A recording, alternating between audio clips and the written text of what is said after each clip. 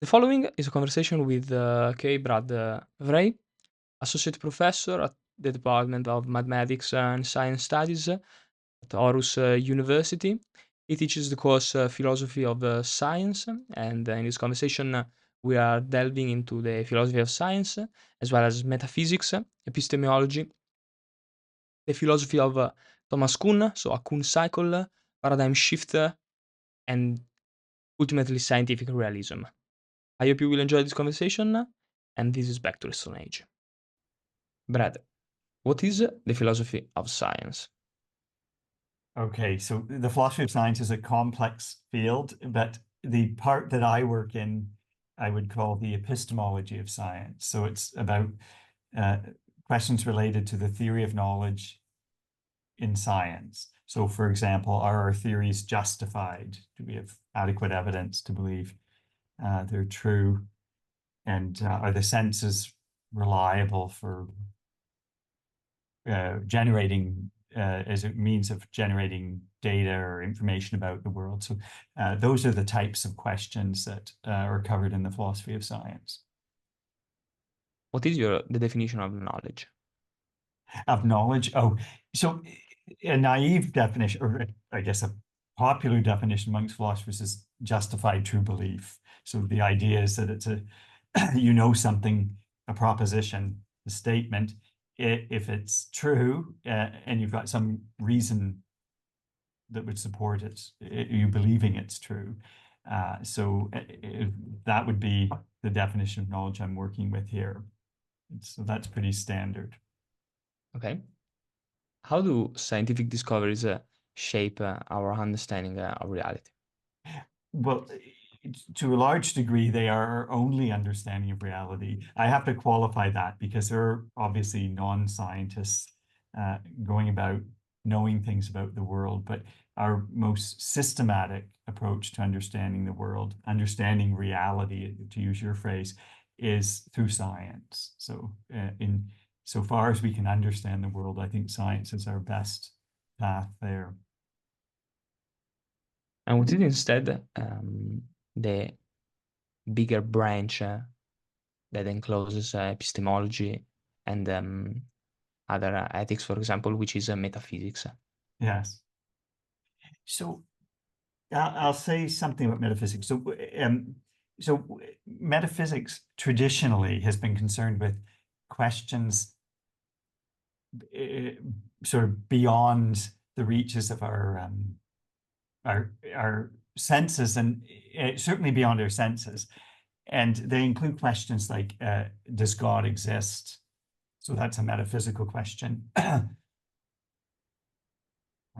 Does the soul live on beyond death? Is there a beginning to the universe? So these are metaphysical questions, or traditional metaphysical questions. And personally, I'm quite skeptical about the possibility of answering metaphysical questions. I'm not the first to be so skeptical. I think the empiricist tradition in philosophy is generally skeptical. And even Kant was skeptical because he, according to Immanuel Kant, we have this desire to know these things, but they're beyond the reach of our mind. So even though we have this yearning to know about these things, they're beyond our reach. Now, to be clear, there are lots of people and lots of philosophers who think we can have metaphysical knowledge, but I just think they're mistaken. I think they are thinking the power of reason is stronger than it is. So, And how would you argue that there is no metaphysical knowledge or that we cannot have metaphysical knowledge? well, it's hard to figure out how we'd adjudicate sort of when we've got adequate evidence for such issues. And I mean, the proof of that seems to be in a sociological fact that there's disagreement about them throughout human history. So there's so much disagreement. I think it's unlikely that we've made any advances there. Whereas compare that with certain branches of science or mathematics for that matter, and there's wide consensus amongst the specialists that we know such and such. So, we know the basic structure of the chemical world, for example. So we've got a fairly good understanding of the chemical elements, the relations to each other, and some of their basic properties. So that's very different. Yeah. Why do you think that such a thing as metaphysics arose in humans? Because, for example, we can understand pretty easily why such a thing as physics or basic science arose, since Yeah. mankind has always been questioning its surrounding in a practical sense. Yeah. What is that I am living on? Why is it raining? Or this sort of, let's say, practical, physical world related question. But then, how is that humans pushed further into more abstract type of question relating to metaphysics? Yeah.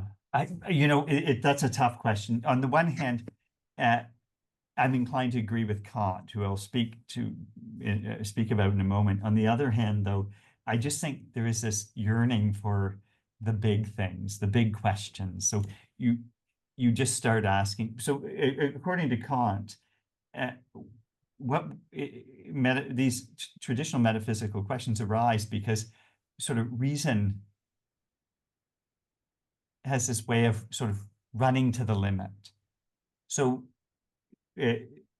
physicists and normal people ask, what's the cause of this and what's the cause of that? And you can trace it back. So what's the cause of A? Well, it's B. What's the cause of B? Well, it's C. And you can go back in time. And if you take it to the limit, you're going to be asking, what's the cause of reality, or what's the cause of the world?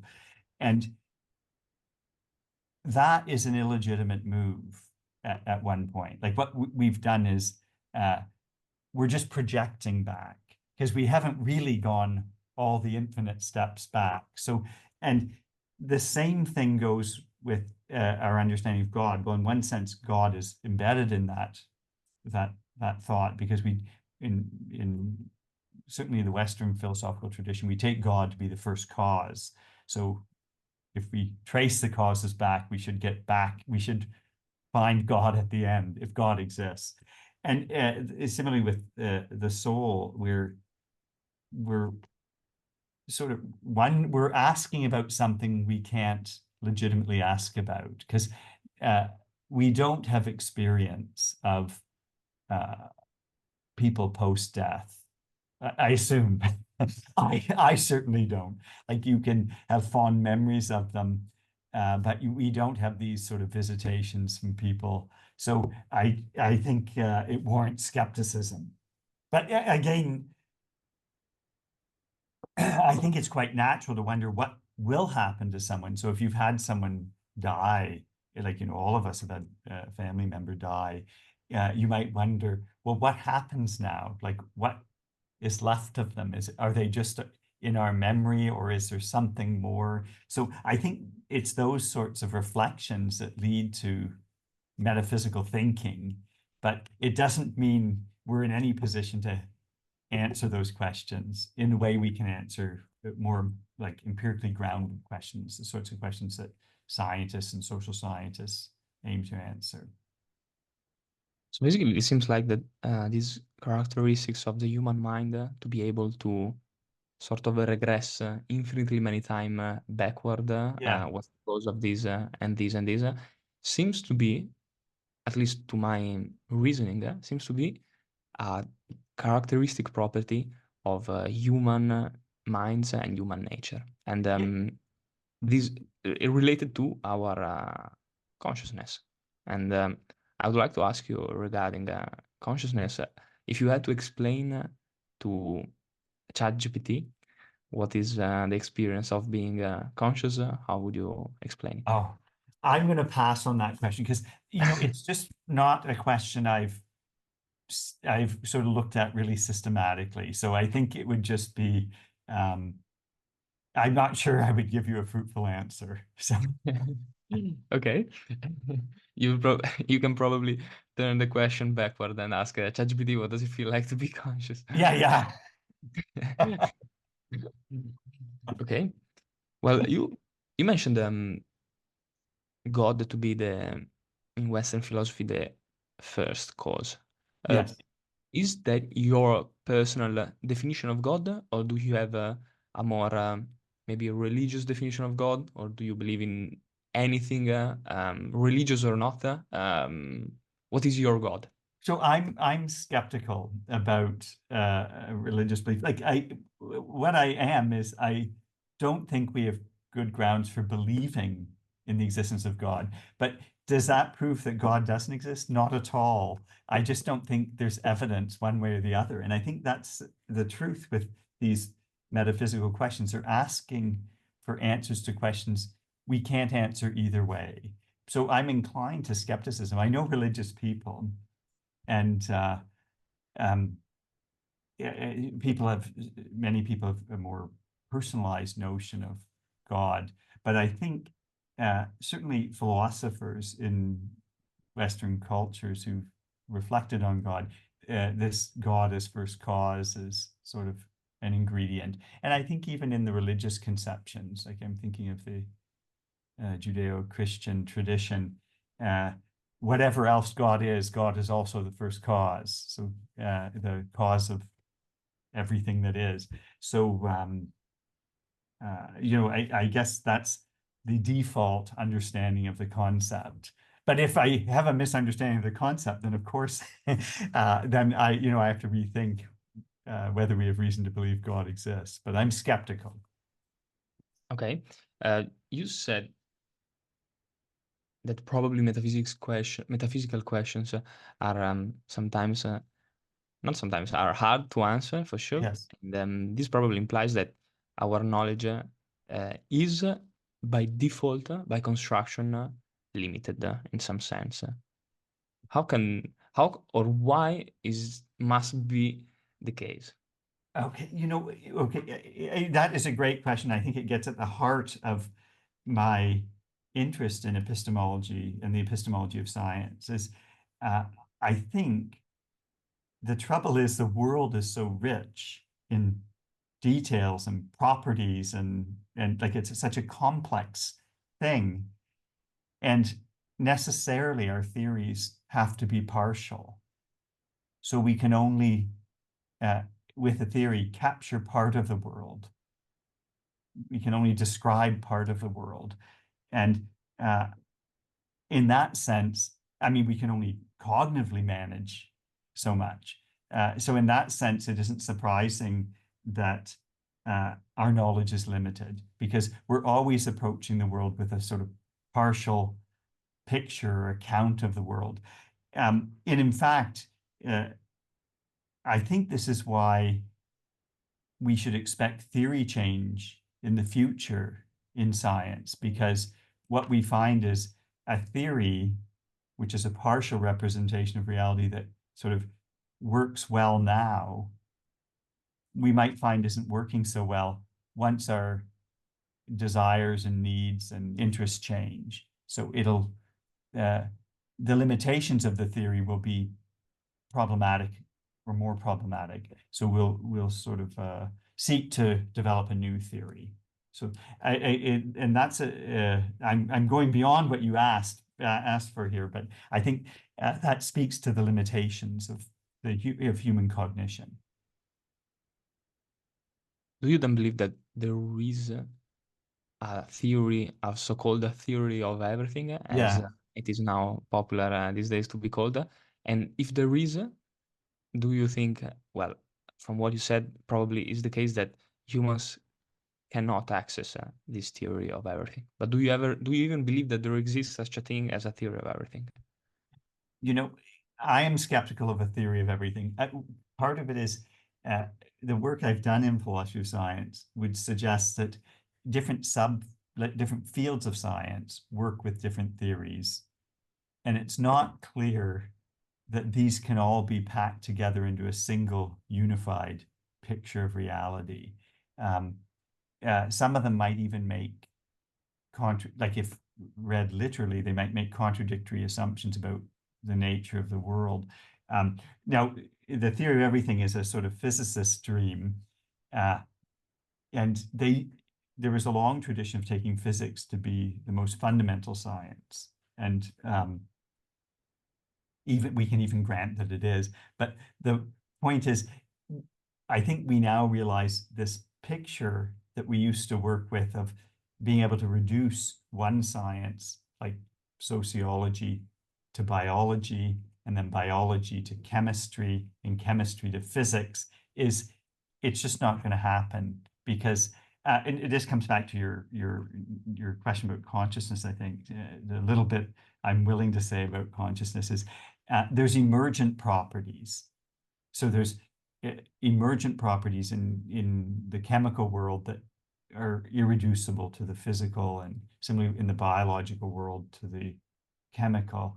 And I just think we just can't hold out hope for this. Now, what I don't have, and this is the nature of the sort of skeptical or modestly skeptical view I have about scientific knowledge, is I don't have knockdown proofs or arguments against these optimistic views, like that we'll get a theory of everything. What I do have is a sense that any attempt to get at something like this is not borne out in the past. So I'm skeptical given our past track record. Okay. Does doesn't this reason makes you either angry or disappointed, or uh, some other sort of feelings, or what other feelings does the fact that humans probably would never be able to grasp the entirety and unification of the physical laws, or maybe even worse, there is not a unification of there is not a unique, true unification of physical laws. Yeah. So I understand why people would be angry or disappointed, but I think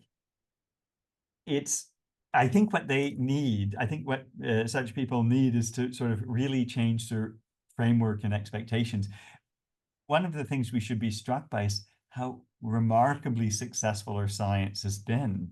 And so it's a fantastic achievement, the things that we've achieved with science. So I guess what I'm saying is it's that old image of looking at the glass, is it half empty or half full? And the person you were talking about is seeing a half empty glass, and I'm looking and seeing a half full glass. So we're looking at the same thing. So I see us as just humans as we're remarkable with what we've managed to achieve. Just it's remarkable. So I don't see disappointment. I see rather we should have a sense of pride, but we shouldn't expect, oh, we'll get there soon. So I don't think the person who's angry at the story I'm telling should think I'm telling them that we have reason to be optimistic that we'll get there ultimately. I don't think we will. That's a sort of wrong-headed picture. Okay. You previously mentioned about emergent properties, Yes. and I would like to ask you now, probably, and forgive me for this, a metaphysical question: is time fundamental or emergent? Again, I've read a lot. So I edit a journal that publishes book reviews, and I'm often commissioning reviews for books on time. So I have this familiarity with the debates about time, but again, it's not something I've worked on enough that I could speak to in an educated way. So I'll pass on that question as well. Again, this is part of my view about the theory of knowledge, is that we often shouldn't be speaking on things we don't know about. So this is a classic case where I probably shouldn't be speaking on time, as it's not something I've studied systematically. Okay. The theory of knowledge, which is epistemology, right? Yeah. Now, I would like to ask you, how is knowledge acquired? How do we know anything? Yeah. Well, that's again a complex question. Uh, Obviously, our senses are a great source of knowledge, and then obviously our faculty of our mind, or faculty of reasoning, and it is a source of knowledge. So think of a lot of the mathematical knowledge that you know. So you know a lot about the properties of triangles, different kinds of triangles. You probably didn't learn it empirically. You sort of reasoned to it. So those are two sources. Now, what I've spent a lot of my time researching is social epistemology. So how social factors influence what we know. So I think we a lot of what we know just by testimony from other people.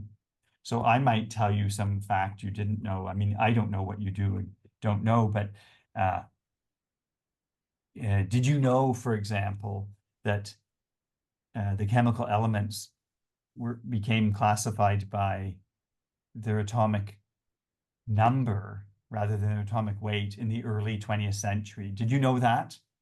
I didn't. No, you didn't. So that's a classic way we learn stuff.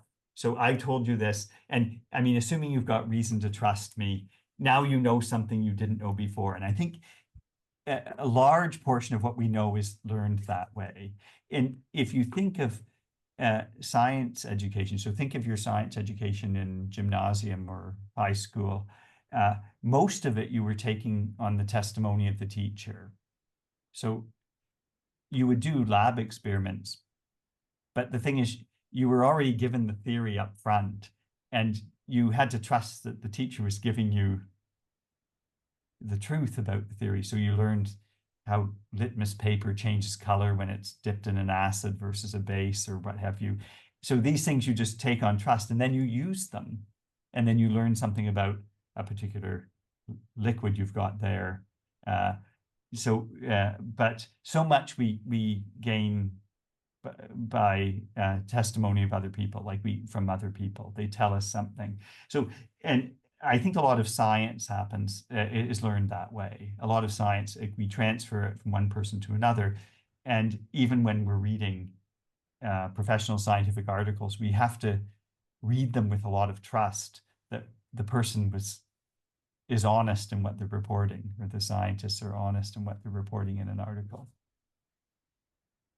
It comes to my mind probably the reason that the more someone learns without information being transferred from some other persons, probably the more revolutionizing or groundbreaking his information and discoveries are. Because when you immediately mentioned about being transferred from the teacher to students, I thought about Newton and about, like, nobody told him the laws of Yes. mechanics that he posited. He discovered themselves. He got transferred those notions from anybody, from nobody. So I have this thinking. Then, of course, on the other side, one can also say, yes, okay, I can also think about something which is completely false. Nobody has told me that yet. This is false. Yeah. So the case of Newton's a good one, because in one way, you're right. Newton obviously deserves a lot of respect and acknowledgement for being a very creative thinker and scientist, but he wasn't sort of working alone. Like, in one sense, he was working alone, but his system, it's often described as the unification of Kepler's astronomy and Galileo's physics. So in one sense, he wasn't working alone. He was reading these people. I mean, they were dead, but he was, in a sense, building on what they had done. So he wasn't working in a vacuum, or sort of in complete isolation, but he was building on what his predecessors had achieved. So in many ways, that's an apt description of what he did, is provide a system which could account for, in this case, two different theories or theoretical frameworks that were developed in two different domains, and he could bring them together because it was Galileo's work on terrestrial physics, like falling bodies and what have you, and Kepler's work on planetary motion that his laws can explain. It can explain much more, of course, but in that sense, it's a bit misleading to say he was working alone. So Okay. I think the social has this way of sort of falling into the background, or it's again, not to speak in cliches too much, but it's like the fish in the water who doesn't recognize they're in the water. So we often don't realize we're in this social world and how much it's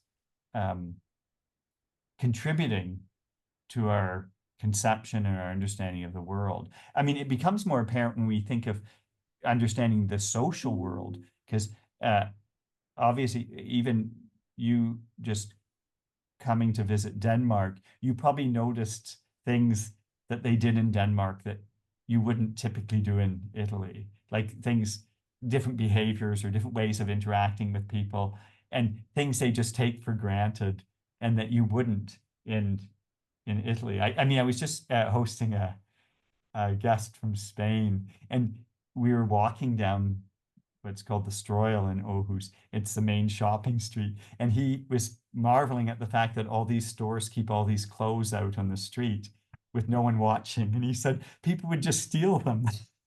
So it's a different social world. Did you notice that? I did notice precisely the same, but not in the shopping street.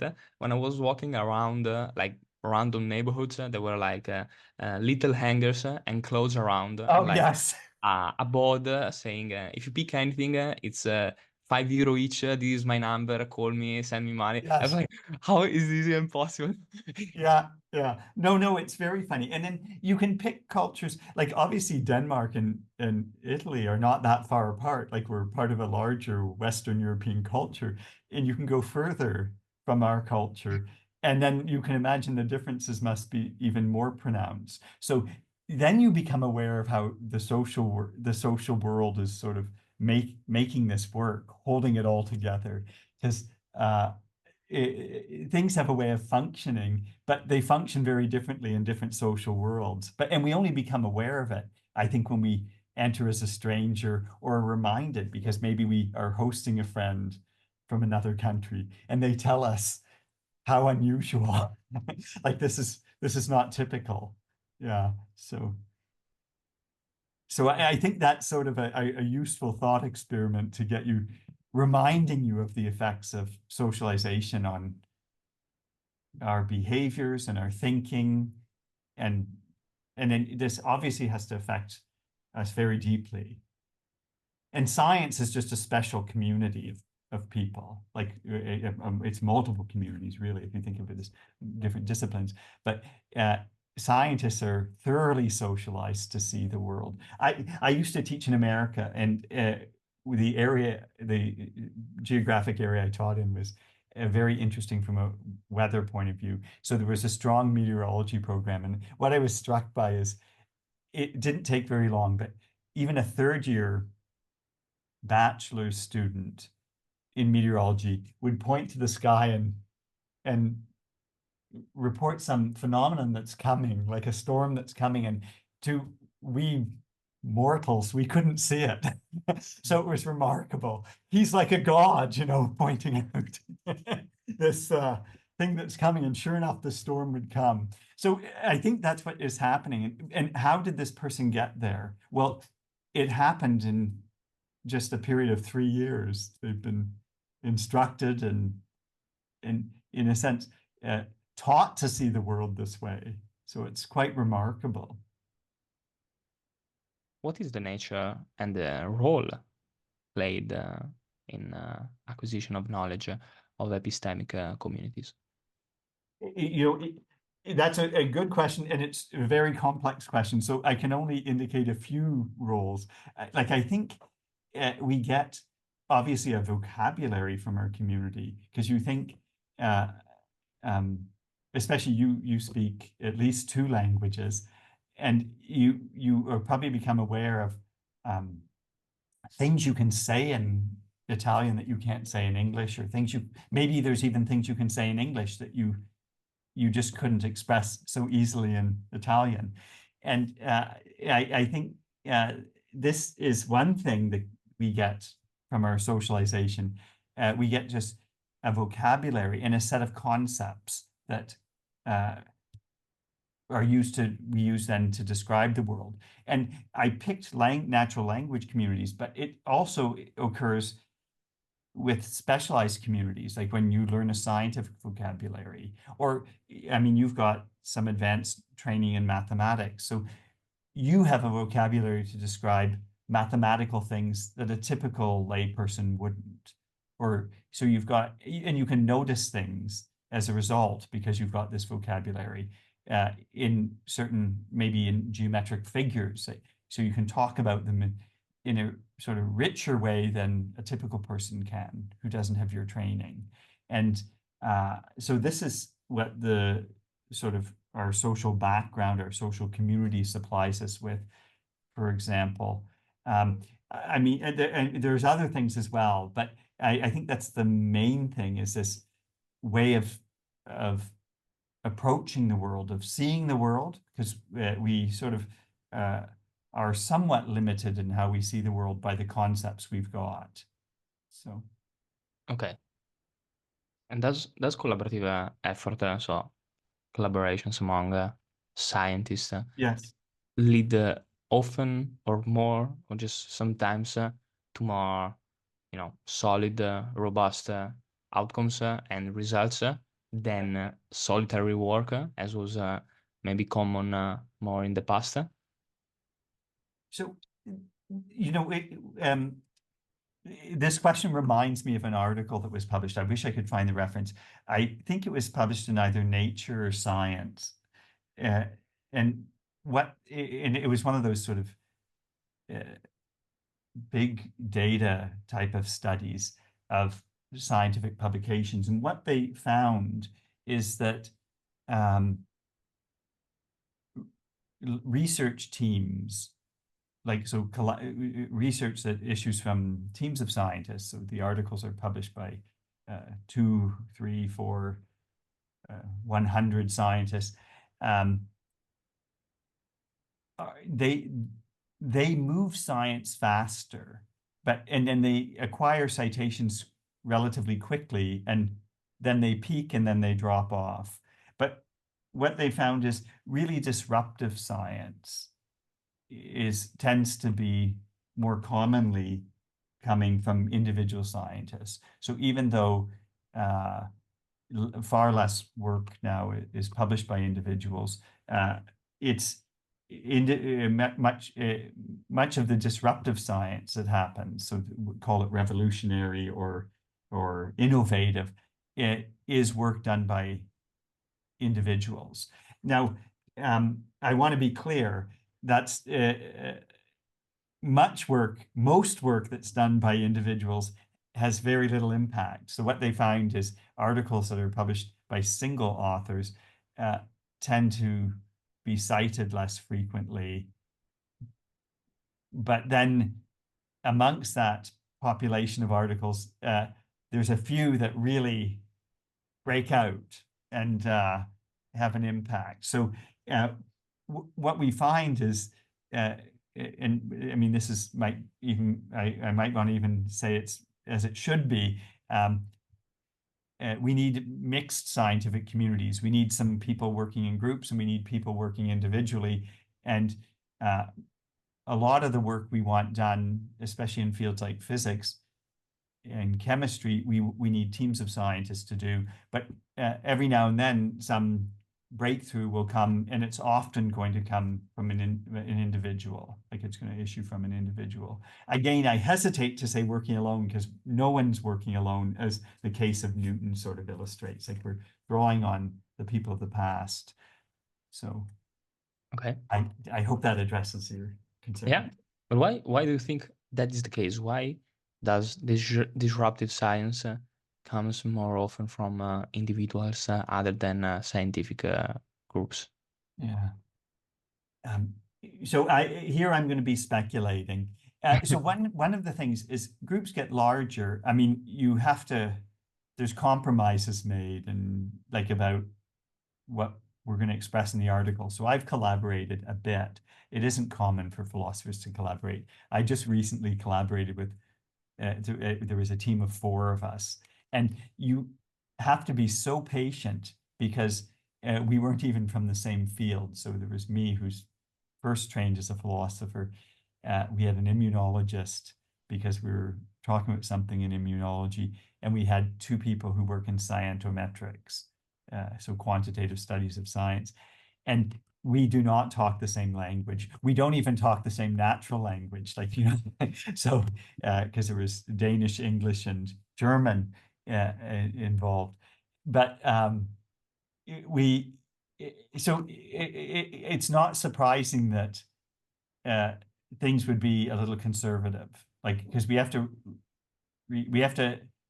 produce a product that we're all willing to sign off on. So and it was very labor intensive. Like, it took a lot of time and patience. Like, you have to have patience when you're working with someone in this kind of setting. When you're working on your own, I mean, you're really only answerable to yourself. But then there's a lot of responsibility there because you have no one else to sort of say, "Oh, help me," you know.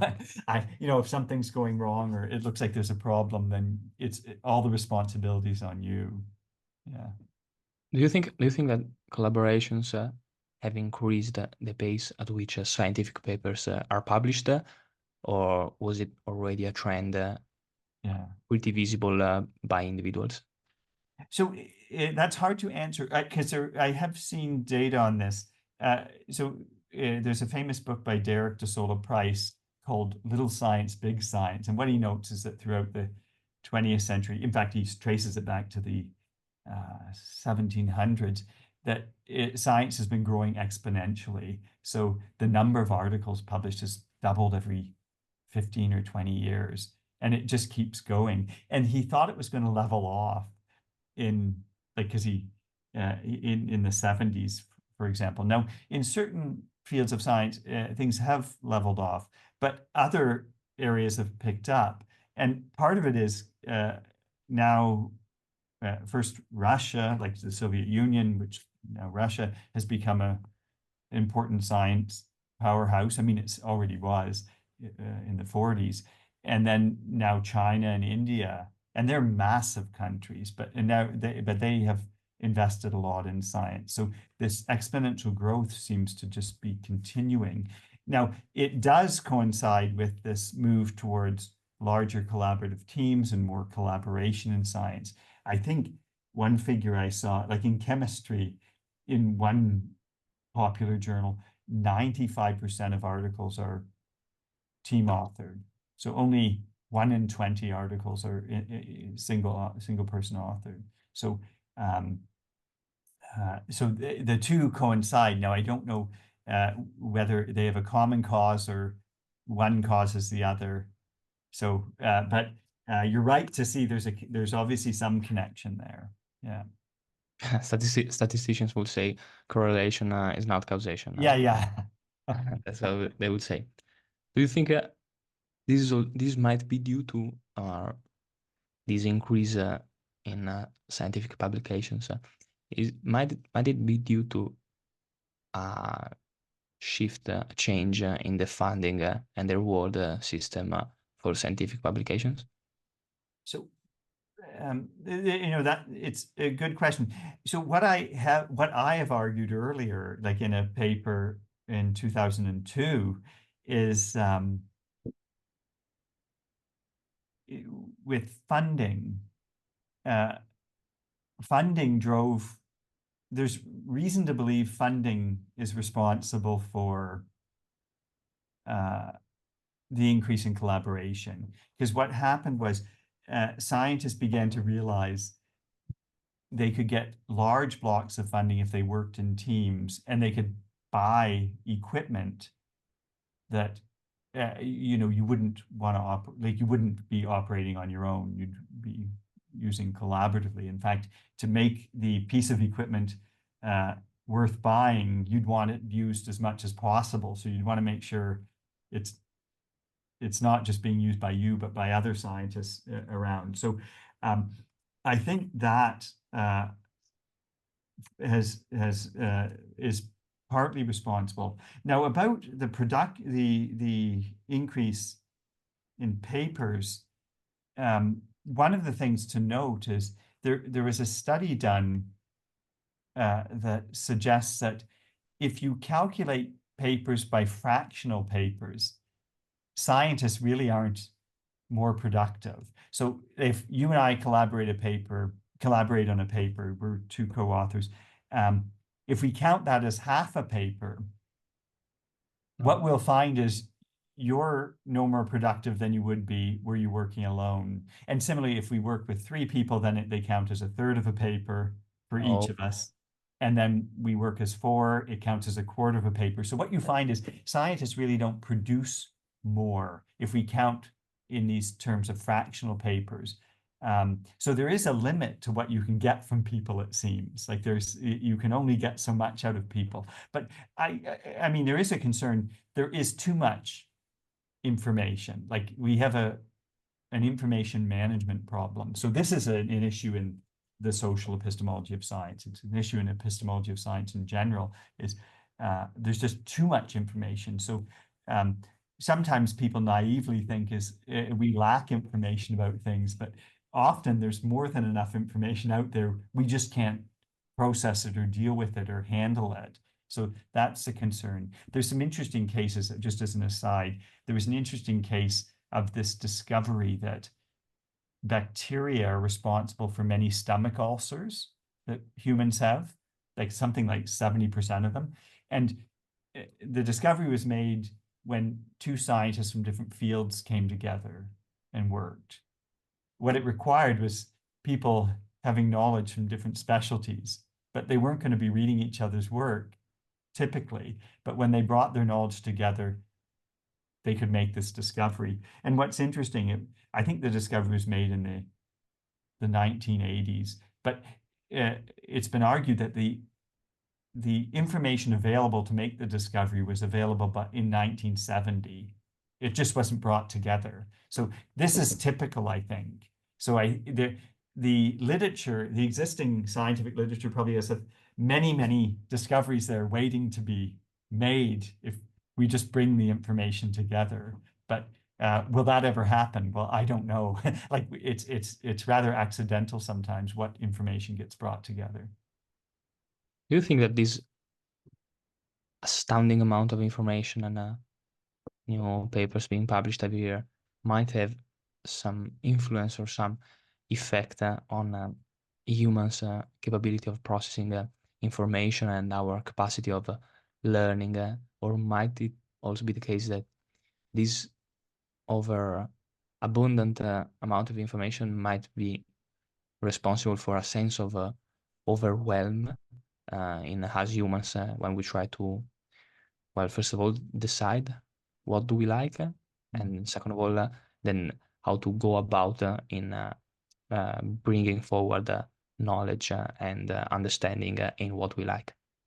So, I think your suggestion that it's overwhelming is the right one. I think it is truly overwhelming. And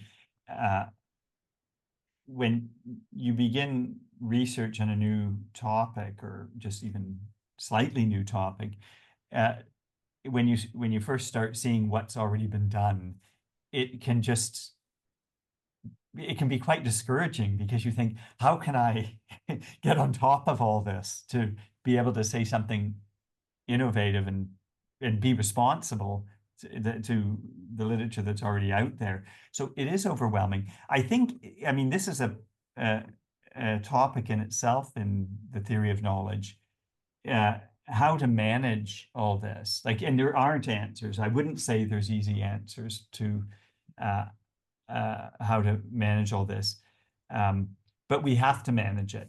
I mean, just one anecdote about how we have managed in the past. Again, I'll appeal to Derek de Sola Price's book on this. one of the things he noted is when the literature started to grow, for example, in chemistry, at one point, I don't remember the year, it was in around 1900, I think, they began publishing abstracts, like so they published journals that just publish abstracts of papers. So it would be an aid to navigating through the literature. So instead of going to the journals where the articles are published, you'd first go to the abstracting journal, and you could quickly read many, many abstracts and decide what you need to read and what you don't need to read. So it was a way of shortcutting your work, a way of managing the sort of the sense of being overwhelmed by the growth of literature. So we do develop means to deal with this, but what we have to do is realize we're just going to have to keep doing it. We're going to have to develop new means because it just keeps growing. So it really is a pressing problem. I guess we look to information scientists in part to help us here. Yeah. Do you think that we have crossed the point, or we will ever cross the point of scientific knowledge and literature increasing up until a certain extent, such that afterwards the scientific and technological progress and development that we humans obtain as a result of these new scientific discoveries and literature, this development will not decrease, but will increase at a decreasing rate. In the sense, to be more specific, from well, let's say Newton's until quantum mechanics, 1950, let's say, the rate of technological progress have been clearly astounding, because the rate of scientific knowledge was increasing at an astounding rate. But maybe what we think now might be that the rate of scientific knowledge increases so rapidly that technologically we humans cannot really catch up, keep up with the pace. Yeah. It's a tough question. So I'm reticent to make predictions about the future because you're bound to fail. I remember I had a colleague in America who writes science fiction. His name's Craig Delancey, and I was talking about I think it was self-driving cars or something with him 15 years ago. And I remember he said something to the effect of, he said, in 50 years, we will think it's crazy that we ever let humans drive cars. And I thought, no, that's insightful. He's a science fiction writer, so he has this sort of way of thinking of the future, that way, I guess, in science fiction terms. I think it's very hard to predict the future, and especially in exactly where you're asking with respect to innovation, because it always surprises me what comes along. I mean, it shouldn't in a way. And whenever you read any science fiction, you're struck by how strange the world is they're describing, but then you often find we're almost there anyway. I remember there's a science. Do you know the science fiction? Do you know Margaret Atwood's work? So she wrote The Handmaid's Tale. She's a Canadian writer, and she writes some science fiction work. And I remember hearing about a lot of what she wrote, she drew on in the book, which was in the future. Some of it had already existed. And so there was an example of, she had this, like, the culture was this one that was just falling apart and perverse in all ways. And there was this television show called Nudie News. So the newscasters were naked. And it turns out in some interview, she explained, there is a show like this in Russia. So these things already exist. So a lot of the crazy things that we imagine for the future, I mean, are either half there already or on their way. I'm more cautious about new technologies. I think it is going too fast. And I think what is happening is we have to grow into the technologies. And what we're finding is the damage is done before we're aware of it. So you've got young children who are spending too much time on screens, right? I mean, I just read a news story about it. Someone who there's a tracking device in their phone, and they realized they were on their phone 4 hours a day, and then they found out that's pretty typical. But they were thinking, what a waste of time. So they've now they got a dumber phone, like not a smartphone, but a dumber phone. And they're on the phone maybe, and they're limiting themselves to 30 hours or 30 minutes a day. And they're finding their life is better. But how many people are going to behave like this? Most people will just be sort of swept away because that's the way the culture is going. So I think so much happens that way. We just get sort of taken along, and we find we're somewhere where we never would have imagined being, and we don't want to be. So I think that's the danger with innovation in technology in particular. So I think we have to be cautious. But again, you feel like you're a very small person trying to hold a big tidal wave back. So you don't feel you can have much effect, or I don't. Like I feel it's coming at us whether we want it or not, and you just have to be ready to adjust to what comes your way. Okay. Well, this might get a bit either speculative or controversial, but I would like to ask you to counter this, or at least to counter this huge increase in knowledge. What do you think about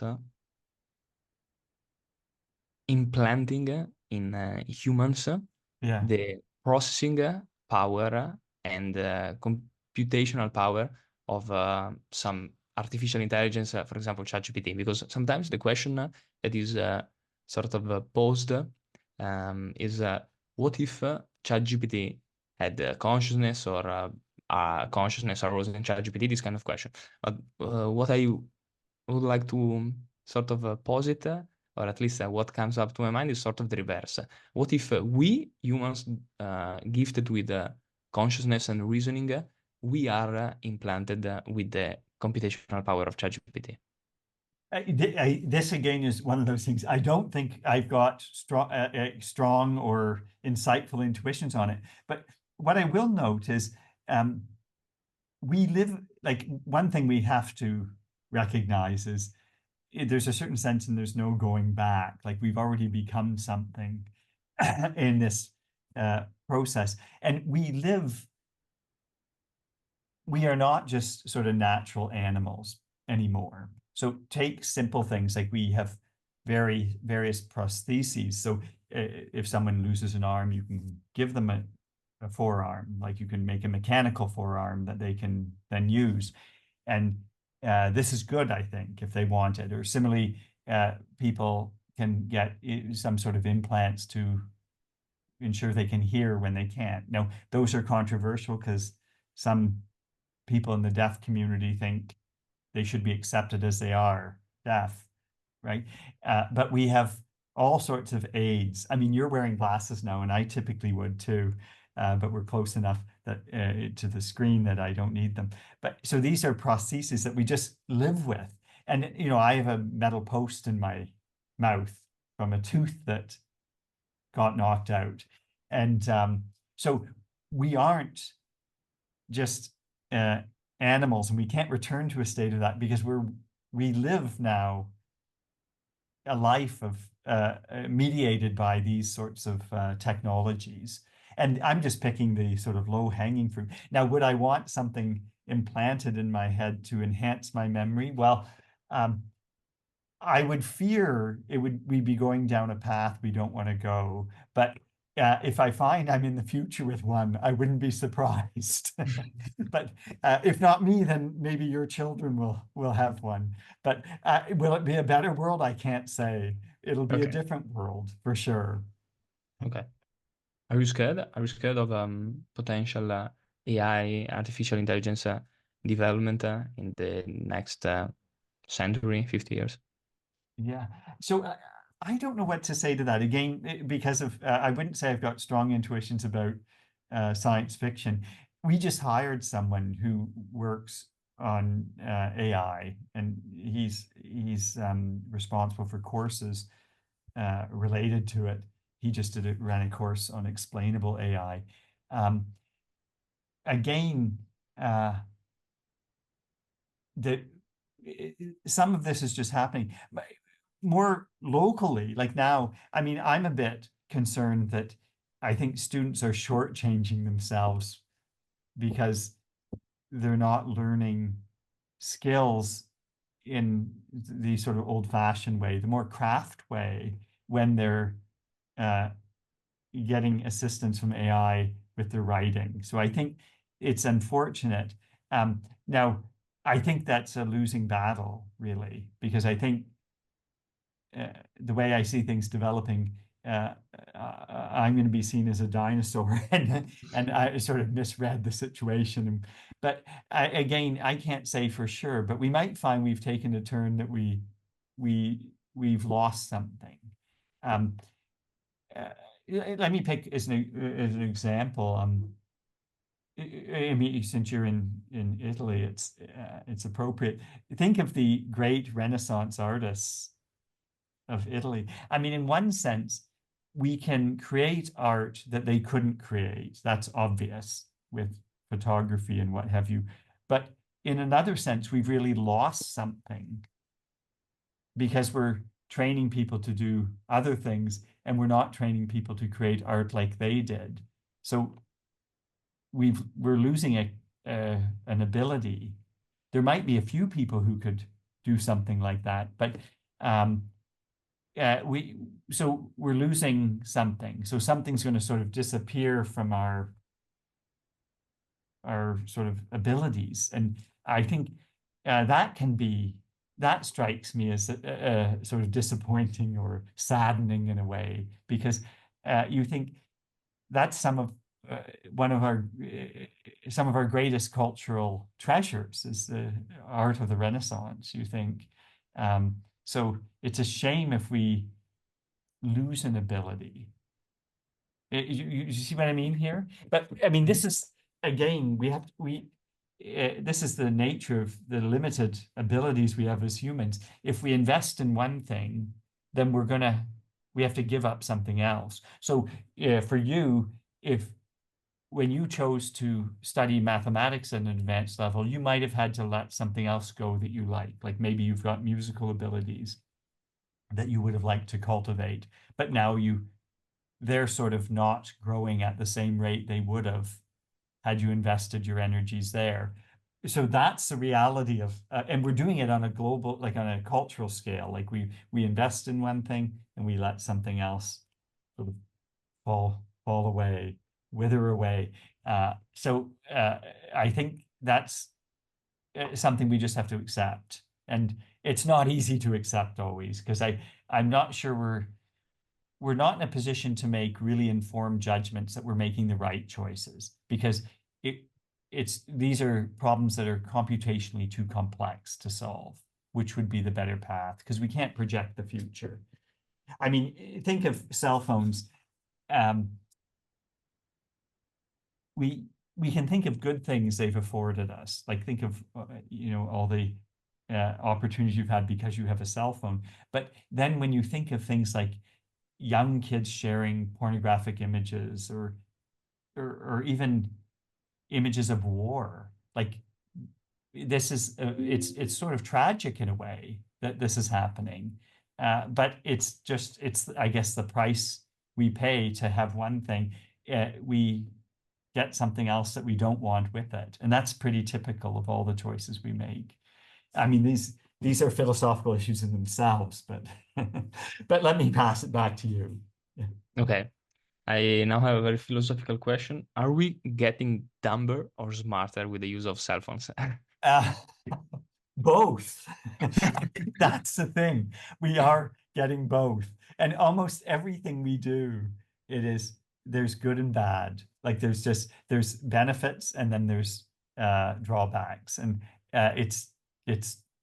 we just have to sort of accept it. And unfortunately, we don't have the capacity at the time when we're making the decision to determine whether on balance is it better for us, and again, you might make a choice, but it's happening in a broader culture, and if the culture goes ahead, then you're going to be left behind. Like, you see people who say they want to shield their kids from certain things, like, maybe excessive time on computers or whatever. But at one point, if all their peers are doing it, all the child's peers are doing it, they're going to be left behind because they don't live in the parents' world. They live in that world with their peers. So it's complex. So the decisions we make. Let me ask you, what is the most important thing that you have learned by collaborating with other researchers? Oh. It would probably just be going meta. So it would be the practices of collaboration itself. So there's something about, and I learn about collaboration. So I'll tell you a funny story. I published an article on collaboration science in 2002, and I'd never collaborated. So it was very funny. And then at one point I decided I should collaborate. So I've got some firsthand experience. And that was really a learning experience. And then I've collaborated more since. But it's one of the reasons I do collaborate is I think one is to learn about collaboration itself, but the other thing is usually you're embarking on a project where you just don't have the knowledge you need. So there was a paper I wrote with a mathematical biologist, and I had an idea, and I knew I could even model this. I wanted to model a population changing over time, and I knew I could do it by hand calculating it because I've done calculations like this, but I knew he could write a program and give us what I felt we needed or what I wanted. So I approached him with this project, and he was keen, and he did model this changing population as we wanted. And we had a meeting. I've never met him in person, but we published a paper together. But we had this meeting online, and we were on the telephone, but he was projecting this image, and I could say, can you alter that parameter? Like, can you have the population increase at a faster rate, for example? And he was able to do it in minutes, and then I could see the change. And that's quite fun to do when you've got someone who can do something that you can't, or you could only do with great difficulty. So that's really the benefit of collaboration, I think, is this getting to know things that you couldn't know otherwise. So similarly, this last paper I worked on with the three other people, we were studying the literature, the research literature in immunology, but we needed an immunologist to tell us the real significance of the paper. Like, we could see that this particular paper attracted a lot of attention because it was cited a lot. We could see that. So we could see it was an important paper. But what we couldn't get behind is, why was it important? That is, on the ground, why did immunologists think this is such an important paper? So you often need to work with people to sort of get things you can't get on your own, because it's too late for me to be trained as an immunologist. Well, nowadays, the mathematical biologist that you were working with is called the ChatGPT. Is which? It's called the ChatGPT. Yeah. Okay. I would like to switch to the next topic of your research, Yes. which is actually, who is Thomas Kuhn? Who Oh, is yes. Thomas Kuhn? Yeah. Who is Thomas Kuhn? Okay, so he was an American. I'm going to call him a philosopher of science, but I'll have to qualify that. He was a historian and philosopher of science, and I think he was born in the 1920s and he died in 1996. and he's famous for his book, The Structure of Scientific Revolutions. And that is what really popularized the notion of paradigm change in science. So this idea that the development of science is punctuated by paradigm changes or radical theory changes. So that's his main contribution. I can say a bit more about him. He studied as a physicist at Harvard. So he did a bachelor's and a PhD at Harvard University in physics. And while he was doing the PhD, the president of Harvard, who is himself very famous, James Conant, asked him to work as a teaching assistant on a history of science course for non-science students. So the idea was to teach non-scientists, so political science students and sociologists and economists, some history of science. And Kuhn worked on that, and then he decided he wanted to retrain as a historian and ultimately philosopher of science. So that's who Kuhn is. So I'll let you take that in and hear where you want to go with this. Well, first of all, I would like to ask you if you can very briefly explain what a paradigm is. Yes. Okay. So Kuhn got in trouble for the concept or using the term paradigm because people have noted it's used in many different ways. And there's a famous paper by a Cambridge scholar, Margaret Masterman, who counted all the different uses of paradigm in Kuhn's book. And she says there's at least 21 different uses. And then she boiled it down to 3. So I'm gonna talk about 3 different ways in which the term is used, and then I'll talk about the way Kuhn ultimately settled on it. And so the 3 paradigm is, Kuhn says, is in the most narrow sense, is a scientific exemplar. So the solution to a concrete problem that can then be used to solve other problems. So the easiest example to illustrate this is Kepler's mathematical model for the orbit of Mars. So it's an elliptical orbit with the sun occupying one focus and the planet sweeping out equal area in equal time. And Kepler developed this mathematical model, and then he sort of gestured implying, and it can be used to model the other planets as well, though we didn't do all the detailed math. But that's what they found, is they could use it to model the orbits of the other planets. Now, you can't just take it as a cookie cutter and move it over. You have to adjust some parameters, because Mars has the most eccentric elliptical orbit, and the other ones are less so. So you adjust the parameters, and then you can model the orbits of other planets. And then they found you could also model the orbits of the moon, and then other moons, like the moons of Jupiter, and then ultimately even comets. So that's a paradigm in the most concrete sense for Kuhn. It's, you have one concrete solution, and it's the key to solving other scientific problems. One level up is a paradigm is a scientific theory. And what we mean is that sort of description of the world that is captured in a theoretical account. So there's Copernicus's theory of the cosmos, which has the sun at the center, and the Earth is one of the planets orbiting the sun, and the moon orbiting the Earth as it orbits the sun, and then the fixed stars out in the distance. And in contrast to Ptolemy's cosmology, which has the Earth at the center and the sun is orbiting it, along with the fixed stars which move on a sphere around it. So that's a scientific paradigm in this bigger sense, a theoretical paradigm, we'll call it. And then Kuhn also suggested there's an even broader notion of paradigm, which at one point he described as a disciplinary matrix, though he stopped using that word at one point. But the rough idea is it's not only a theory, but it includes values and goals of science. So it's this broader thing. So each one of those is embedded in the other. So a disciplinary matrix will have multiple theories in it, paradigms in that sense.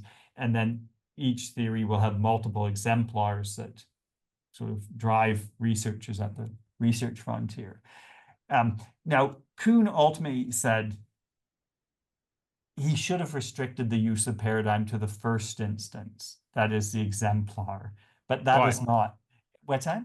Why? Why? Well, what he thought is that was an aspect of science that people hadn't noticed. And that's what he really wanted to get at.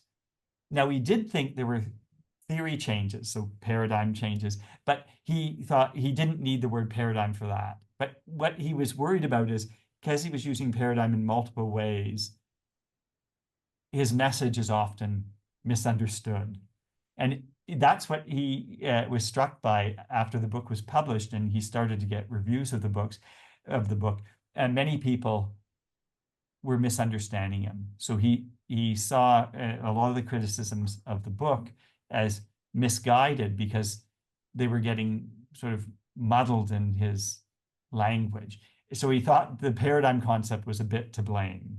And it was sort of foreshadowed because James Conant, his mentor, who had read an earlier draft of the book, said, you don't want to be remembered as the guy who brought out the concept paradigm and waved it around like a magical wand. And that's sort of what he is remembered as. So it's very funny. But, you know, I think there's really two important things when you bring up the concept paradigm that I would want to emphasize. One is this exemplar idea, because what it reminds us of is scientists think when they're solving scientific problems, they think analogically. So it's not a deductive type of exercise, but they think this is like this. So the orbit of the moon is like the orbit of Mars. So if I understand the orbit of Mars, that will provide me insight into modeling it. So I can actually make really accurate predictions of where the moon will be, for example. So thinking of along these as analogies. The other important sense of paradigm that I think we shouldn't use is when he does talk about paradigm change. Now, he probably is right. He should have just stuck with theory change just because the term was already there. And by using a term in multiple ways, I think you do invite misunderstanding. So, but again, what I see in the literature, and I've written about this, is scientists have now embraced the notion of scientific paradigm. So they use the term themselves. So in the language of people who work in science studies, so philosophers and sociologists of science, paradigm has gone from being an analyst's term to being an actor's term. That is to say, an analyst is one who studies, so the sociologist or philosopher who studies science uses it to describe what's going on in science. But now it's an actor's term. That is, scientists use the term paradigm all the time. Like you can peruse issues of leading journals like Science and Nature, and occasionally they'll explicitly use the term paradigm. And often what they mean is a theory, but sometimes they do mean something more concrete, like Kuhn, like the exemplar. But it's so integrated. Kuhn lost control of the term, so he doesn't control it. It's got a life of its own now. And in the book, The Structure of Scientific Revolution, Kuhn puts the paradigm shift inside a whole broader concept, which is called the Kuhn cycle. Yeah. Could you explain what is a Kuhn cycle? And since it is a cycle, there should be some steps. What are these steps? So, yeah, I'll explain. Yes. So Kuhn argues that every field starts in a pre-paradigm state. So there's no agreed upon theory. So in his book, he talks, for example, of people studying electricity in the 1700s. They had different conceptions, or to use a word, a technical word, they had different ontologies of electricity. So some believed it was a fluid and it could be bottled. And then, so they had these different conceptions. And if we don't agree on the fundamentals about a concept, a basic concept in a field isn't going to advance very fast because we're always talking cross purposes because you're making assumptions about what electricity is and I'm making different ones. So then we don't even mean the same thing by the term electricity. Now, what Kuhn says is, at one point in the natural sciences, at least, what happened was there was some achievement, concrete achievement, like Kepler's model, that brought scientists together, that people working in the field could see, now that's insightful. And then that sets the field into a stage of normal science, because now we've got a basic theoretical framework to work with. Now we're no longer disputing what the fundamental entities are. We're taking a lot for granted. This is where the social epistemology comes in, because it's in normal science is really characterized by a broad level of consensus about what the world is like. So chemists agree the world is like this, and now we all make that assumption, and then we investigate questions of detail. And what Kuhn notes is, in periods of normal science, there's this vast growth. Like the growth of scientific knowledge is very rapid often, because we are taking a lot for granted, and we're developing instruments that can enable us to answer the questions we have given the paradigm, the accepted paradigm. Now, one thing Kuhn notes is that inevitably, working like this, we're going to encounter anomalies. So anomalies just are things we can't explain. So now some of those we just set aside and we think, well, maybe we'll get to them later. And other ones begin to bother scientists. And when they begin to bother scientists a lot, it can send a field into a crisis state.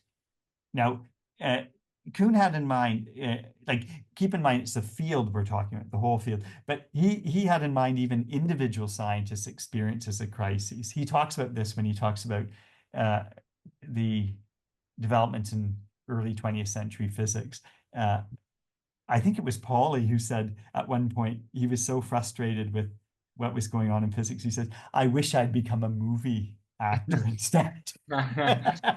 So it's a very funny, because he thought there's no way to get out of this mess in physics. So when the field's in crises, what happens is there's a breakdown of the consensus. And it first starts with taking the accepted theory that's beginning to show problems and interpreting it in different ways. So alternative interpretations of the accepted theory. So the consensus is breaking down because you're interpreting it one way and I'm interpreting it a bit differently in an effort to try and solve these anomalies, to account for them. But then someone else might come up with a radically new theory that makes significantly different assumptions. But it's only once the consensus breaks down that we'd be open to consider a radical new theory. Because as long as there is a strong consensus and the theory is solving problems, if someone comes up with an alternative theory, we'd say, go away. We're busy doing real science. But he says that's when a field is vulnerable to a scientific revolution and a new theory can come in. Now, the trouble with that, or the issue here, is that new theory really has to solve something that the older theory couldn't. It really has to prove itself, and it has to more or less keep intact the successes we had with the old theory. So it's not easy for a new theory to come along and replace another. But what he says is, this is the cycle which a normal field, a developed scientific field runs through. Once a revolution happens, then there's a new period of normal science. So, and then it continues through that cycle. And he had in mind that this has affected the natural sciences. So it has affected physics and chemistry and the geosciences and the biosciences. But he was skeptical that the social sciences were like this, or philosophy for that matter. He thought, and proof of it, he thought, was they don't agree on the fundamentals in a field. So this is easy to illustrate from an American textbook in sociology, for example. If you look at an American textbook in sociology, typically what they do is introduce you to three fundamental paradigms. So there'll be a conflict paradigm, which is associated with Marx and Marxism, and then a interpretivist paradigm, which is associated with Weber. and then finally a functionalist, structuralist paradigm, which is associated with Emile Durkheim. And what you get in a typical sociology textbook is you look at a problem like crime, and then you might look at it through the lens of the Marxist theory, the Weber's theory, and then Durkheim's theory. You would never be taught physics like that. You're not taught, oh, let's look at a physical problem from 3 different theories. You're taught the going consensus. So fields are very different. And what Kuhn wants is, he calls them mature fields or developed sciences, but once they get into this cycle, then they're really in it, indefinitely. But it is a cycle. So you should expect that your current theory will one day be replaced by a theory which has a radically different ontology. So it makes different assumptions about the basic constituents of reality. And it is the so-called paradigm shift. Now, I would like to ask you, what are the most, if not the most, groundbreaking and revolutionizing paradigm shift that there has been, that has taken place in the history of science? Specific, if you want to specify in the history of physics, but in the history of science in general. What I'll do is pick ones that are accessible and widely accepted, I guess. So the easiest example, and one that Kuhn leaned on at times, was the Copernican revolution in astronomy. So, and it's so easy to see this as a revolution because what you have is a fundamental change about the structure of the cosmos. So in the Ptolemaic theory, you had the Earth at the center, and the sun was just one of the things orbiting it along with the planets and the crystalline sphere that carries the stars around. The Copernican theory, you have the sun at the center, and the Earth just becomes a planet. Now, this is also an important thing about this revolution. It shows you even the definition of key terms change. So take the term planet. In the Greek cosmology associated with Ptolemy and his predecessors, a planet was a wandering star. So a wandering star is contrasted with a fixed star. So the fixed stars are those that, if you look in the sky, sort of seem to move in 24 hours around us, right? So, and they include all the constellations. The moving stars, the planets, which were these moving stars, were the ones that were visible without a telescope, was Mercury, Venus, Mars, Jupiter, Saturn, and the moon and the sun count as planets in this sense, which is not the way we think of it. And what they did was they moved with the fixed stars, but then they had a motion slightly deviant from them. So in the course of time, for example, in 12 years' time, Jupiter would go cycle once through the fixed stars. So it would move with the fixed stars, but in 12 years, it would do a whole cycle through them. And each of the planets has their own peculiar movements or behaviors. Now, in the Copernican theory, planet changes its meaning. A planet is a satellite of the sun. That's a completely different concept. It's the same term, so we can be led to believe there hasn't been a radical change because we're using the same term. And but it's a fundamentally different concept because it's defined differently, and it also picks out different things. So in the Copernican theory, the sun isn't a planet anymore. The sun is recognized to be a star, but our star. And then the moon isn't a planet anymore. It's a satellite of the Earth. And then now the Earth is a planet, and the Earth wasn't a planet in the Ptolemaic theory. It was the center of the cosmos. Because there are these. So to use some technical terms, what changes with the Copernican revolution is the intention of the term planet and the extension. And the intention is the definition, and the extension is the particular entities that are picked out by the term planet. So that's typical of a revolution. That's the most clear example. So that's why it's such a good one. Now, I would say the plate tectonics revolution in the geosciences is a scientific revolution. So that's one that I guess the key event happened in the 1960s. So it isn't that old. So revolutions are still happening. Now, what we went is the accepted view before plate tectonics was that most of the phenomena on the Earth's surface, like volcanoes and mountain formation, were the result of the surface of the Earth contracting and expanding.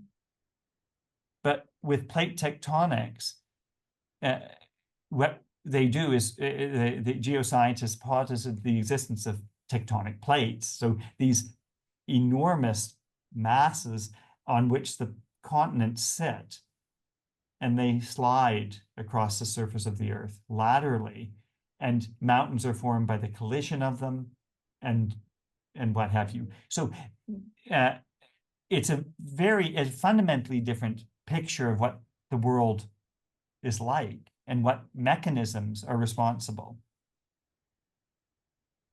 Go ahead. Yeah, no. I wanted to.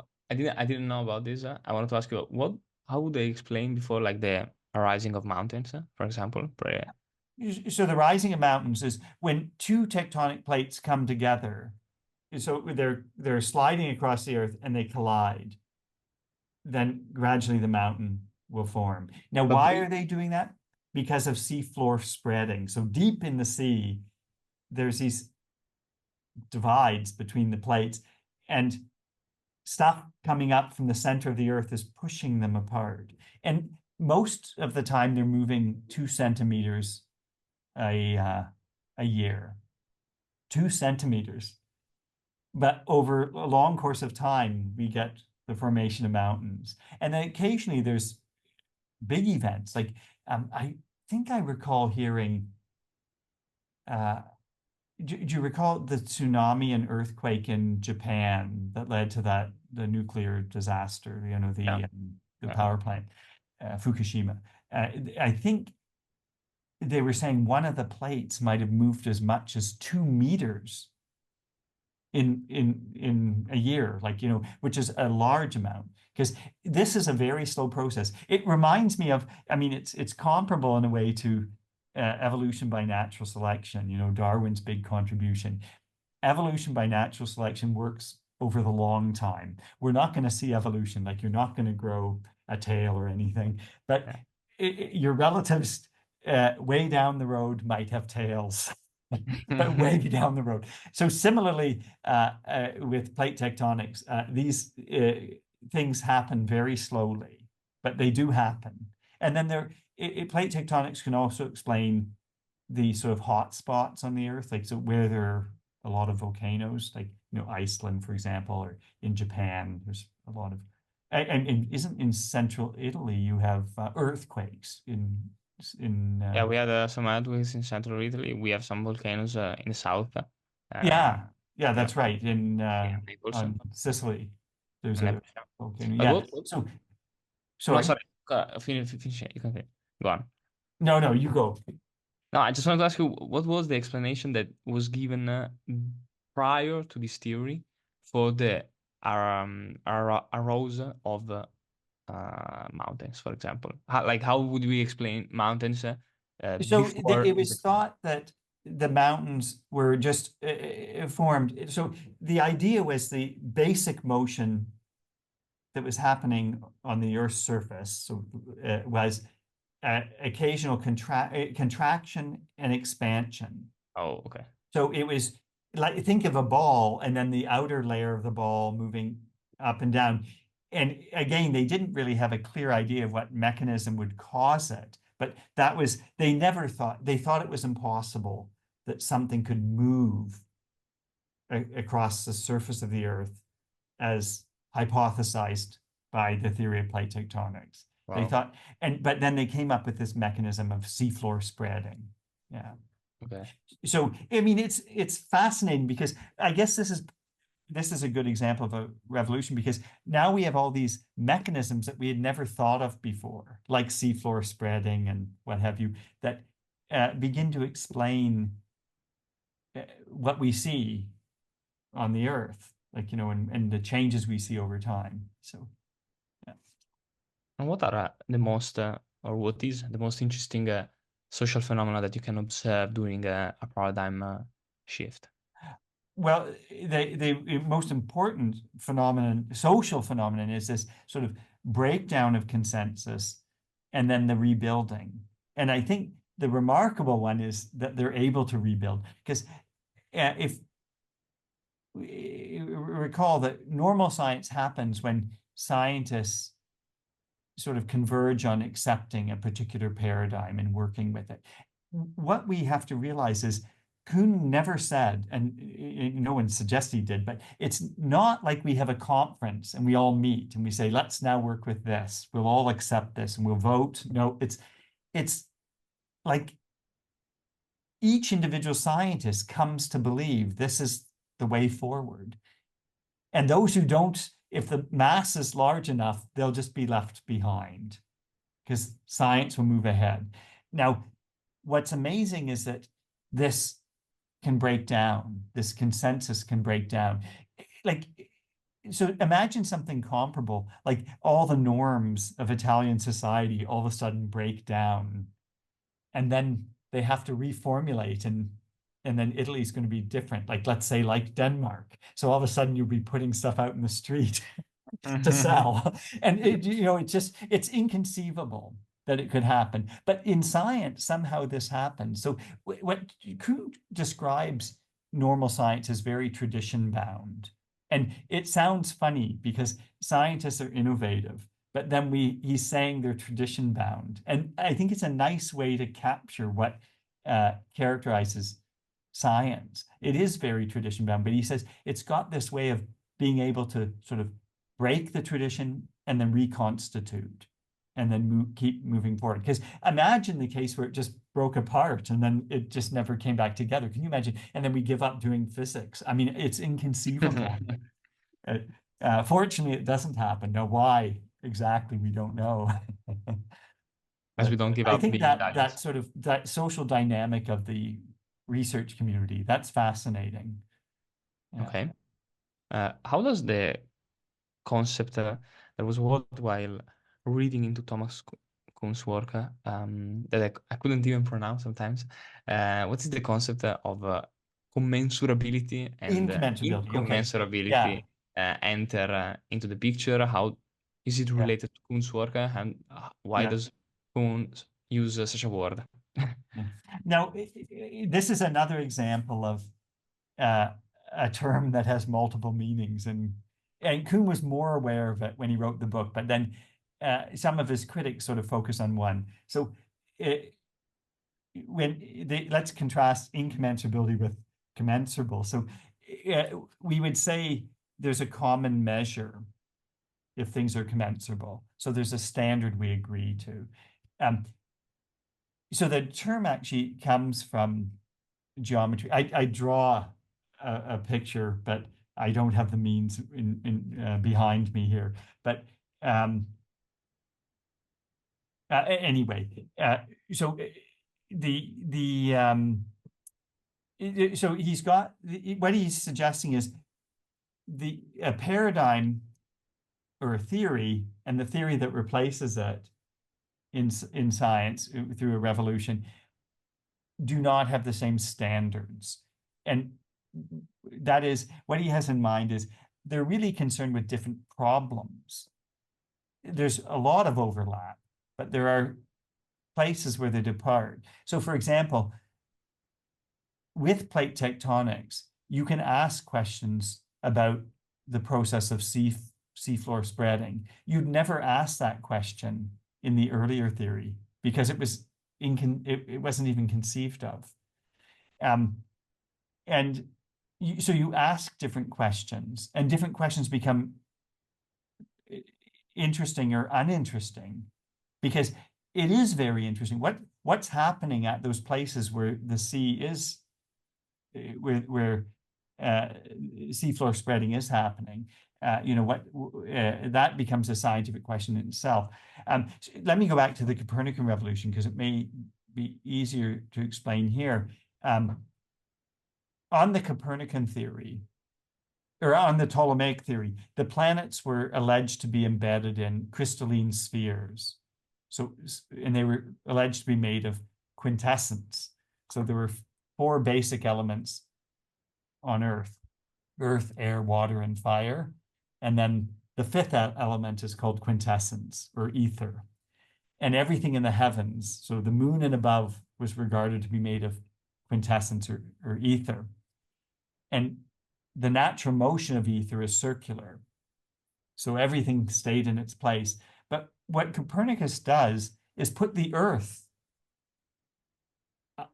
up amongst that stuff. And then he has the moon going around the Earth as the Earth goes around the moon. So he now a new problem for physicists and astronomers is to explain, how does the moon stay with the Earth as the Earth is moving around the sun? That was not a problem in the old theory. So now we have different problems we're concerned with. So this is sort of getting at the notion of incommensurability. Now, the other notion of incommensurability he had in mind, he called, or it's come to be called, meaning incommensurability. And I think I illustrated it earlier with the notion of how planet changed its meaning. Planet meant moving, like moving star, contrasted with fixed star, wandering star. It meant a wandering star, whereas in the Copernican theory, it meant satellite of the sun. So our term has changed its meaning. So there's incommensurability, because we're really not talking the same language. So even though it looks like we are, post-Copernicus, we're talking a different language than they did in the earlier era. And he gives another example in his book. The mass in Newton's universe, or mass is conserved, mass is convertible to energy in the new physics. So mass is fundamentally different in the new physics. So even though we use the same term to describe what we're talking about, it has taken on a new meaning. So you shouldn't think you're talking about the same thing, really, because it's changed fundamentally. So this sort of hopefully illuminates a bit about what incommensurability is about. Just you mentioned that we do have between two scientific paradigms that are contrasting each other. We do have different ontologies, different terminologies. We have different way of speaking about what is the truth, that the reality that they are describing. But doesn't this contrast in terminology might arise sort of relativism of science, in the sense if you are speaking about with a theory about your description of reality, and I am speaking about my description of reality, and our two theories cannot sort of talk to each other, then who decides who is right and what is right, since both of them have their own sort of point of view, which relatively to them is the right one? Yeah. Oh, now, I just want to clarify, because your question could be read in multiple ways, so, or 2 ways at least. So one is, we could be talking about in a particular field, let's say physics, or the other is we could be talking physics versus biology. So if we're using different languages, and you're a physicist and I'm a biologist, and we're making different assumptions about the world, it probably really doesn't matter. But what it will prevent is some sort of reduction from my theory down to yours, because there'll be these different ways of using concepts that don't line up. Now, if we're 2 physicists and we're using fundamentally different theories, now we've got a problem, because assuming we're working in the same area of physics, the community will not tolerate this. At one point, one of our theories will show its superiority in solving empirical problems, concrete empirical problems. And that theory will win the day. So if you're the lucky one, we'll be following you. And I might jump ship and join you, or I might be just left behind. Now, that's what Kuhn predicts, that it won't last for long. Like, I mean, he doesn't say how long it'll last. And I mean, these things can take a while to occur. So, but at one point, one of our theories will show its superiority. Either one of ours or a third one will show its superiority, and then a consensus will emerge around that theory. And what do you think about Planck's principle that says that a new scientific truth does not prevail by convincing its opponent and making them see the light, but rather because its opponents eventually die, and a new Yes. generations grow up that is familiar with it? Yeah. So people really like this in a way. Like, I mean, people like it because it explains a lot. And it's funny, Planck of all people came up with it, because I think he was one of those who really was appreciated in his day. So he has nothing to complain about. But in the end, there have been some studies of this, empirical studies. And the one I'm most familiar with is one by David Hull and two other colleagues, I think Tessner and Diamond. And I think it was published in Science.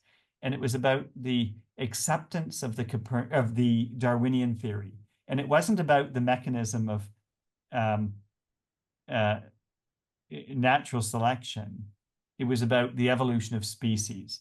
And what Hall and his colleagues did was collect data on British scientists and see, did age affect, the age of the scientists affect when they came to accept Darwin's theory or not? Because if Planck's principle is right, we should expect older scientists were holdouts. And what they found is it actually didn't explain much of the variance. There was holdouts that were older and there were holdouts that were young, but it didn't explain much of the variance. So you can read the paper. It's really quite interesting.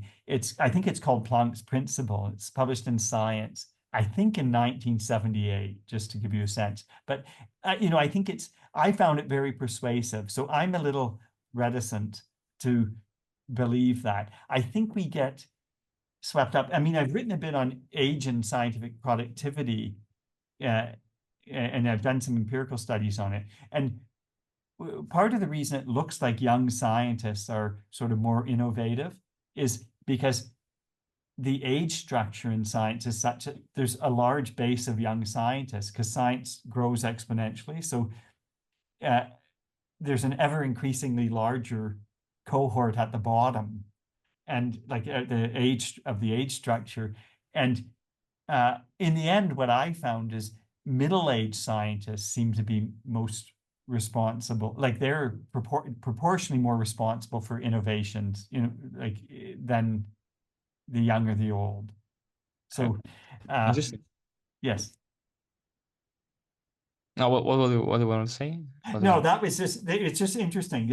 But I think there's an attraction to Planck's principle. I think I don't know what it is. I think it speaks to people's psyches. Like it sort of maybe explains when they feel they're not getting the attention they deserve or something.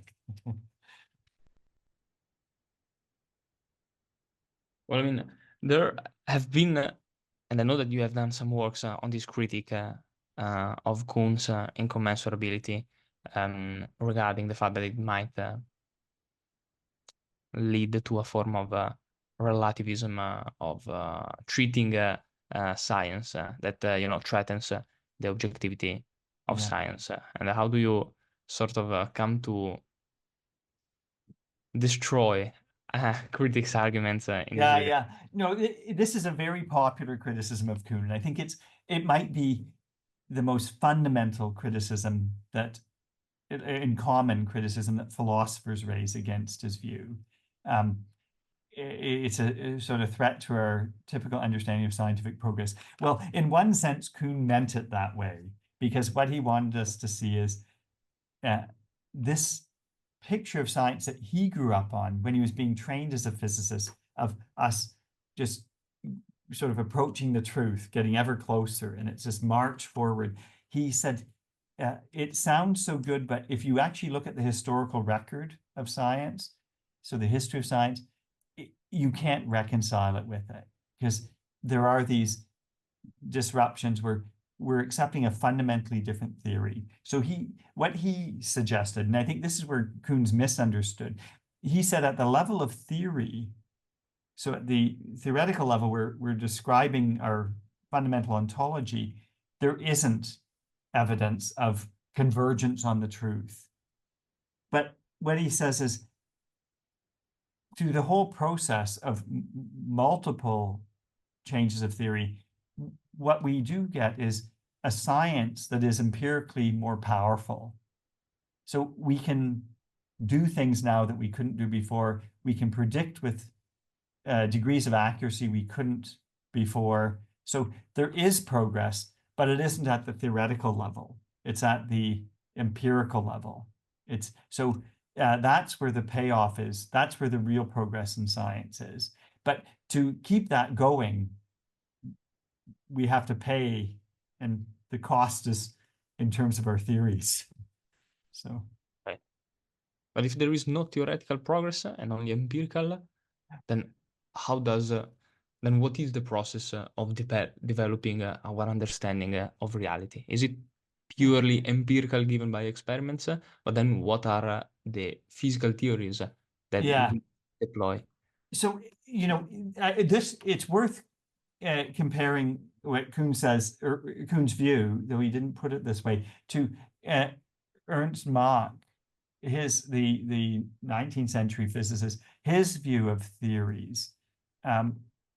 Now, Mach taught, like after his long career in physics, he was teaching history and philosophy of science in Vienna, and to science students. And what he thought was scientific theories were merely instruments. Now, Kuhn doesn't state anything that strong, but what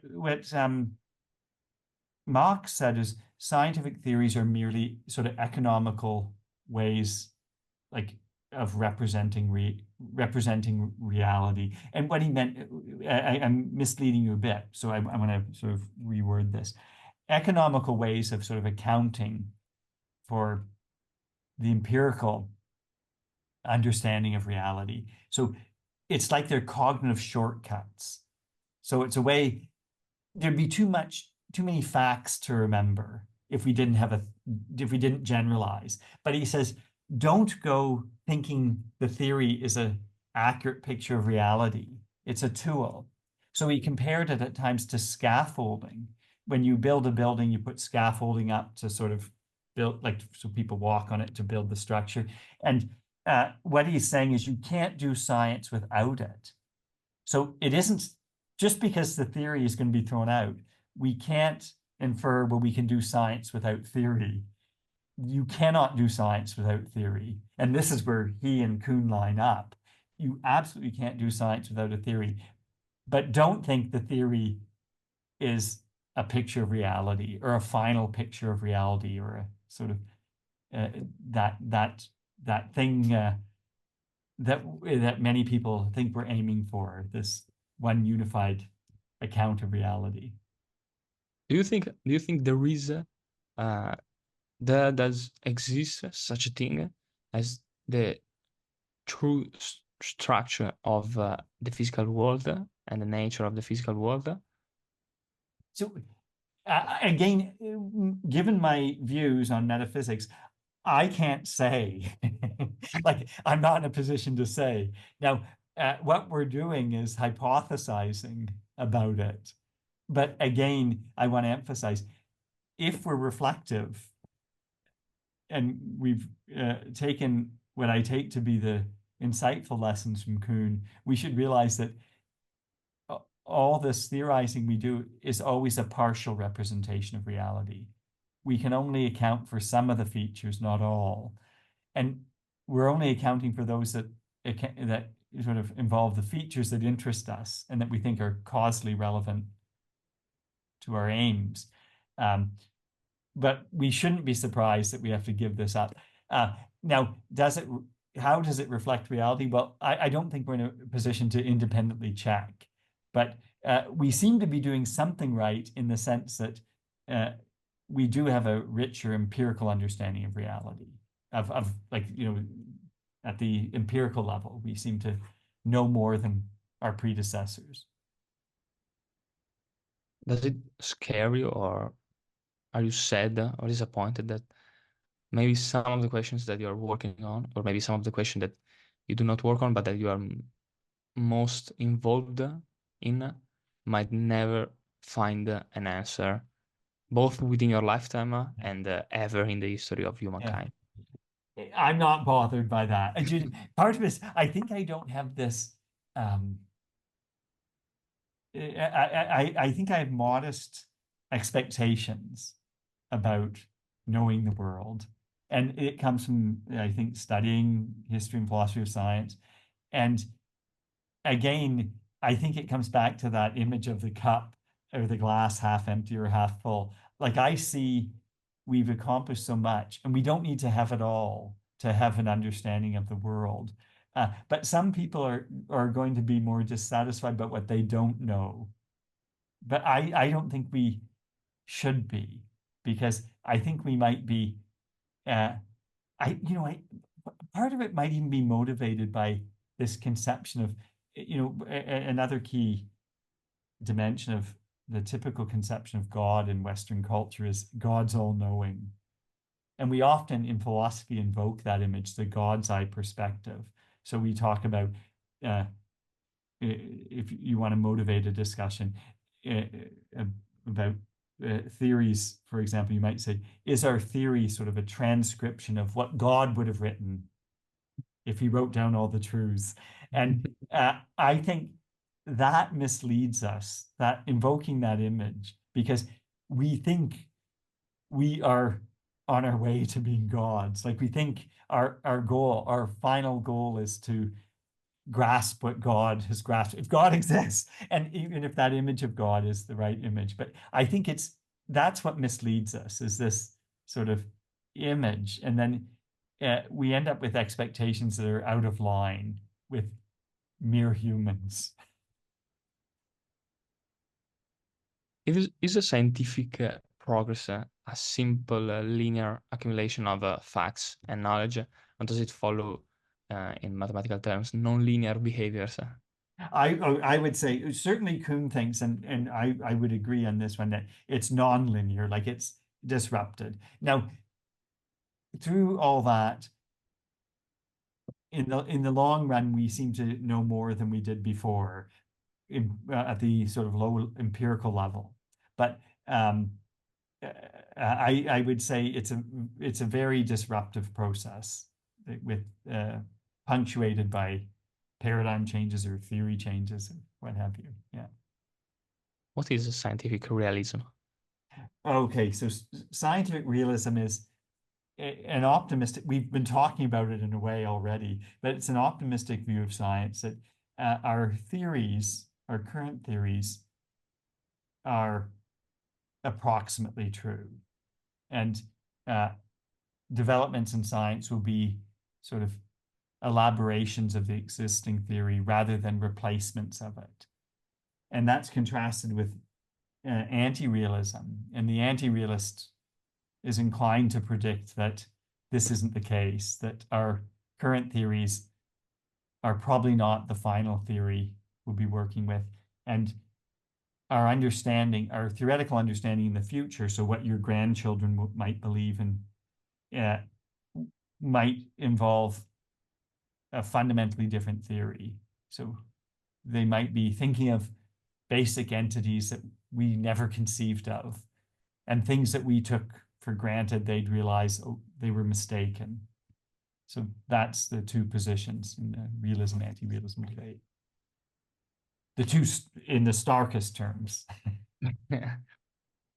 You have mentioned that the anti-realist view says that our theories are not right about compared to the final theory. Yeah. But then I ask you, what is this final theory that realism talk about? Well, this is you're getting at something that's important in the debate, that I think they're talking, realists and anti-realists are often talking past each other, because realists have this image that there is this final theory which we're aiming for, and they're inclined to think we're well on our way to getting there. The anti-realists, I'm not even sure they accept that it makes sense to talk that way. But what the anti-realists, I mean, there's all sorts of arguments for and against realism and anti-realism. But what the anti-realist wants to emphasize is that we just don't have the evidence to feel warranted, or to be warranted, that our current theories are true, and we mean true with respect to what they say about the unobservable parts of reality. So that's the part that which is the basic ontology. That's the part of our theories that we should expect will change. And one of the most persuasive arguments, I think, for this is an argument that Bas van Frossen, an anti-realist, has called the argument from a bad lot. And here's the idea of a bad lot, that what he notes is, when we're choosing between theories, when scientists are choosing between theories in a field, they're choosing only between those theories we've developed and developed to that date. Now, what Van Frosten draws attention to is the true theory might not even be amongst those we're choosing between. And if it isn't, then we're choosing from a bad lot, because there's no true theory to choose from. So let's go back to Descartes' time, René Descartes. And so he was accepted a physics of contact physics. So it didn't have Newton's notion of attraction, like bodies attracting each other at a distance. But everything moved because it was moved by something.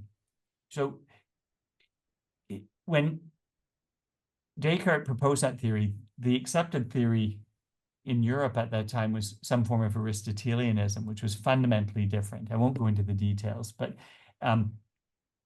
physicists were really just choosing between some form of Cartesian physics and a form of Aristotelian physics.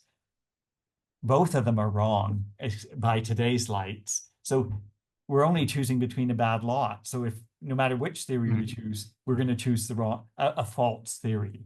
Yeah. Now, it doesn't mean it isn't better to choose one versus the other. But what we have to realize is there was no choice then. Now, what the argument from a bad lot tries to draw to our attention is, we don't have any reason to think that we're not in a similar situation. That when we last chose, we were choosing between a bad lot. And then even your children and your children's children, when they're physicists and they're choosing, they might also be choosing between a bad lot. So I think this is the most persuasive argument for or against realism, that we just are never in a position, because we don't have an endless number of theories developed. And our choice is limited to those we've got developed. And how would you argue against someone that says, well, but if we can explain, I will just give a very practical example. Someone arguing that quantum mechanics shall be at least partially the true nature of the world. You might say, okay, but then how can it be that quantum mechanics explains so many different phenomena, or quantum field theory, the standard model? How can it be that we have somewhat little phenomena that we cannot explain? What about all the rest? Why can't we infer from this huge amount of phenomena that we can explain that these at least must be partially the true theory of nature? Okay, so the first thing is to note that in in principle, scientists in earlier eras could argue the same thing. So the Cartesian could say, oh, look at all I can explain. Like, how Okay. could we deny this isn't the truth? Let's go back even earlier. Aristotle, amongst his peers, could have argued the same thing. So we have to watch that we're not assuming that we occupy a sort of space in history that's outside of everyone else, like that somehow we've kind of reached something that they haven't. So we have to be a bit modest. Now, the other one is this partial, that when you qualify it by partially true, because I think that's important. Certainly, and this is what the anti-realist does recognize this. Of course, certain successes of our current theory will be preserved by subsequent theories. That we should expect, because, and just as, I mean, there's things that earlier scientists got right that we still believe. So successes are carried forward, but they're often at the empirical level, and our understanding of the success ends up being somewhat different because our theoretical picture is different. Does that make sense? Yeah.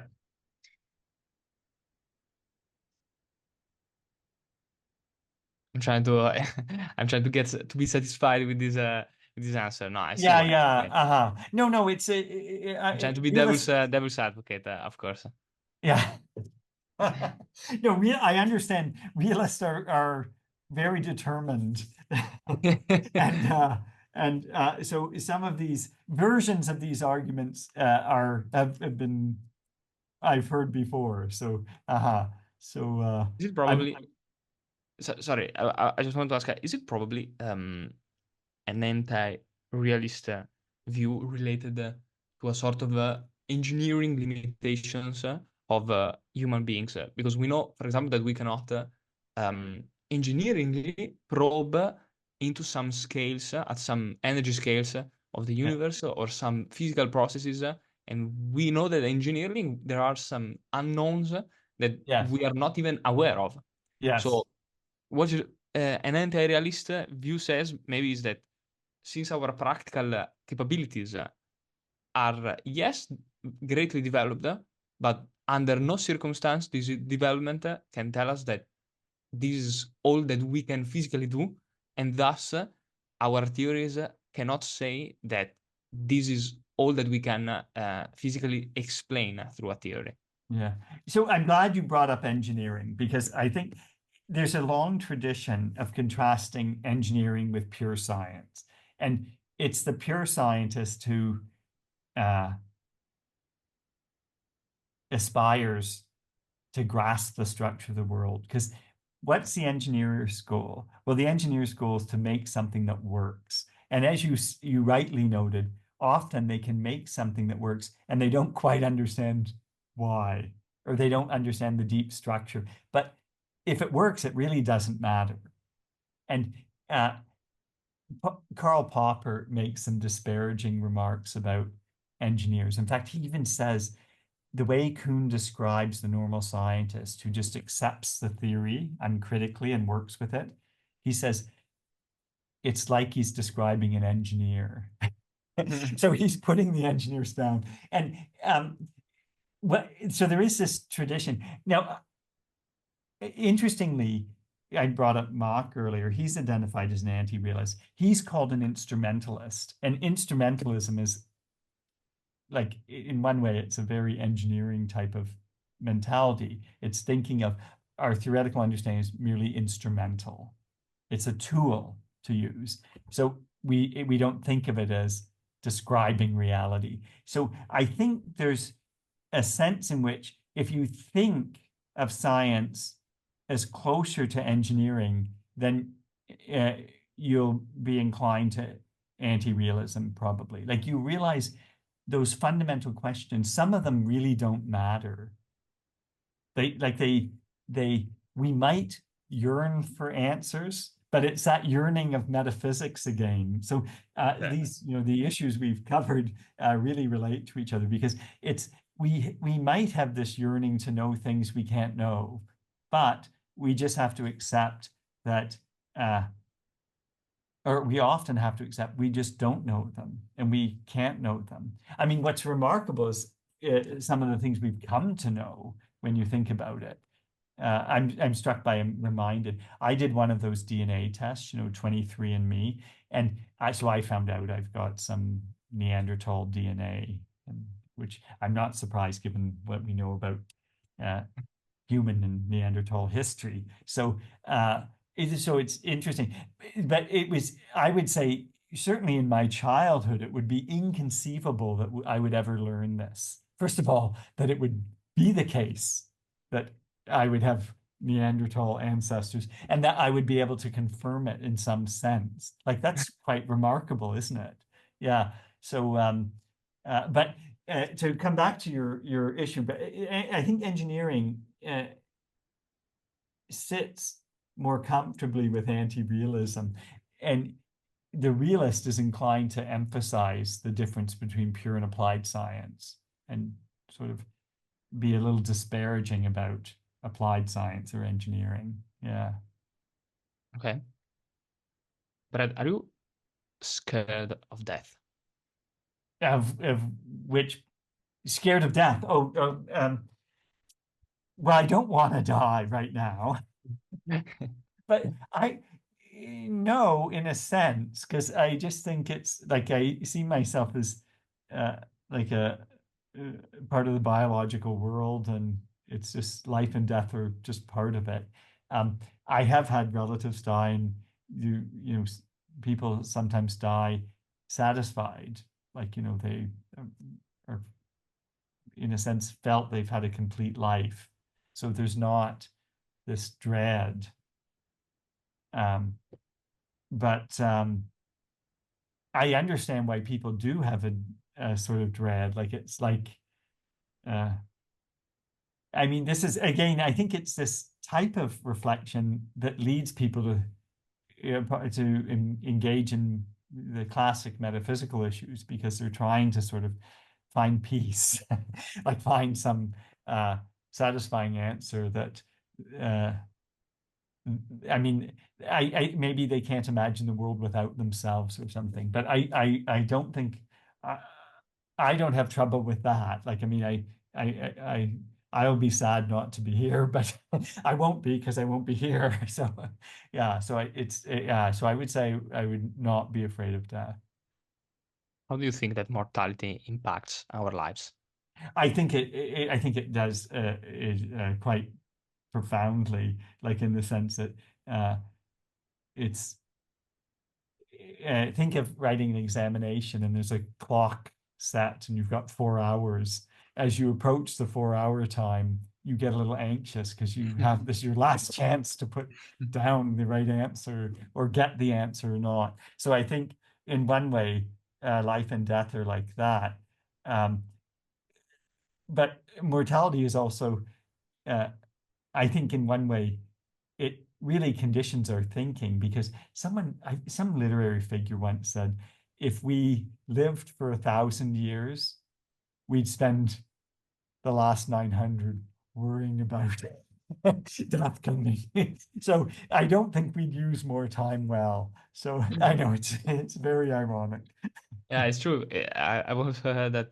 I mean, heard. I can probably imagine that if I had to live an infinite life, I would probably be bored as hell and just Yes. not spending my time doing completely anything, because I have all the time in the world. Why would I ever bother to do something Yes. now? I can just do it tomorrow. Yeah. Yeah, I think mortality does sort of set a fire to us. Like, it puts, like, it makes it some things more urgent. I mean, you just take even small decisions, like you deciding to come visit Denmark in your desire to figure out where you might study. I mean, it took some initiative on your part, and it was risky in a way, because you were maybe out of your comfort zone in certain ways. And I think we do that because we realize life is finite, and you realize you want to do something with it. Because, as you said, if you had endless time, you might think, well, I'll do it later. I'll get to it when I'm 493 or whatever. And I think we'd have a lot of misspent time. Yeah. I would like to ask you about nuclear weapons. Oh yeah. Brilliant minds have worked on nuclear weapons, and those same minds have worked and helped humanity Yeah. further understand the far-reaching and deeply profound concept regarding the fabric of reality. Yet, at the same time, these people have contributed to create completely not negative, but I would say destructive weapons as nuclear weapons indeed. Yeah. What do you think about this?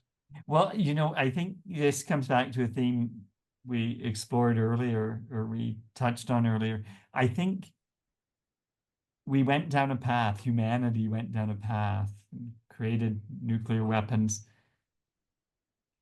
because we were capable of doing it. And then now we've sort of, it's Pandora's box. We let it out of the box and there's no putting it back in again. So I think now we have to live in this world. And I think this is a classic case of maybe it was worse that it's a worse world that we did that. But it's hard to say because the we have to ask ourselves, would the World War, Second World War, have ended differently had nuclear weapons not been developed? I mean, it could have ended differently. And that's a scary thought. Like we could have been, we are assuming the right side won, like in a sense that uh, the forces for good, insofar as there are any, won the war. So the world's a better place than it would have been, say, had Hitler won.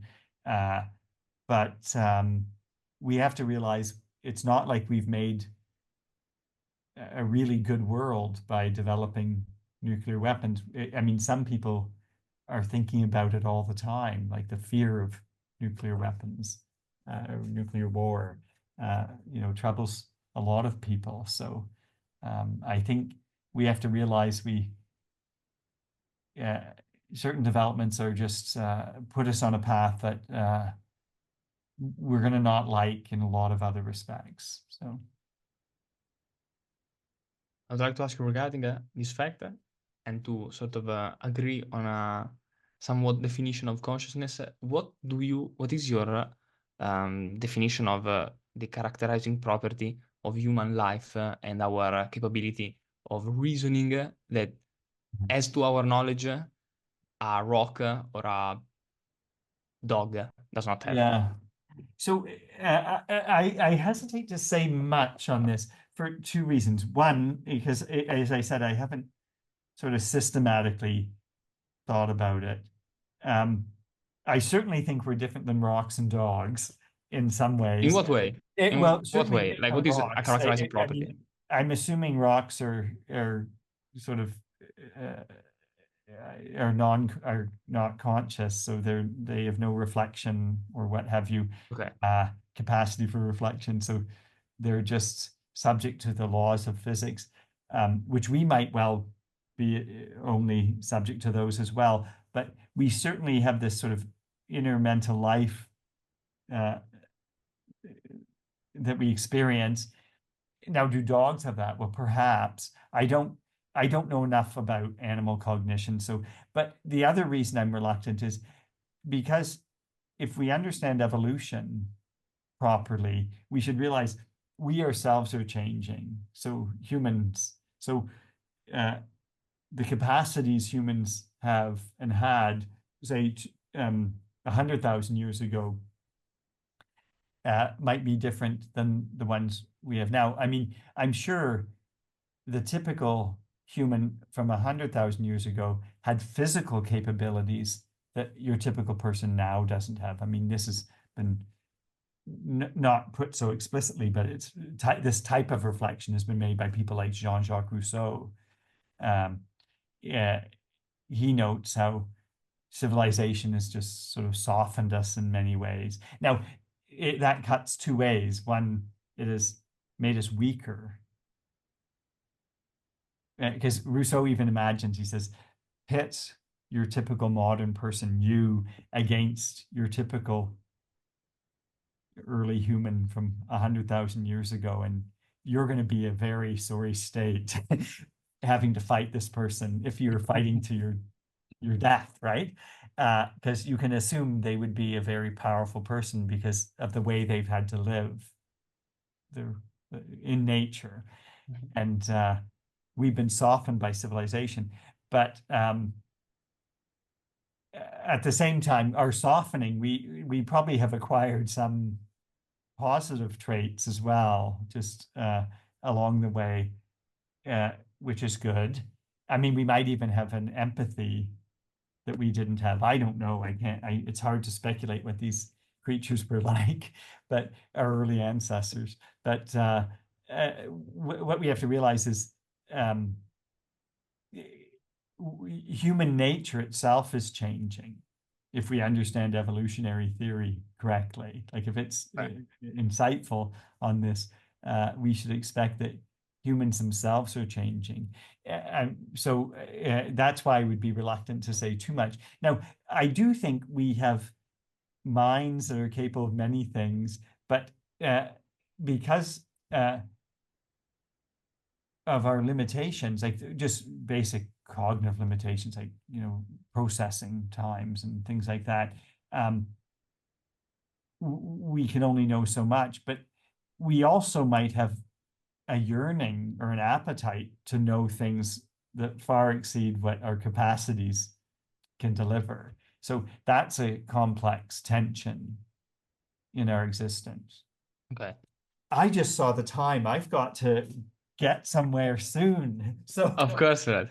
Yeah, we are at the end of it. Yeah. yeah, I just realized I didn't. Time slipped away. Yeah, Yeah. yeah.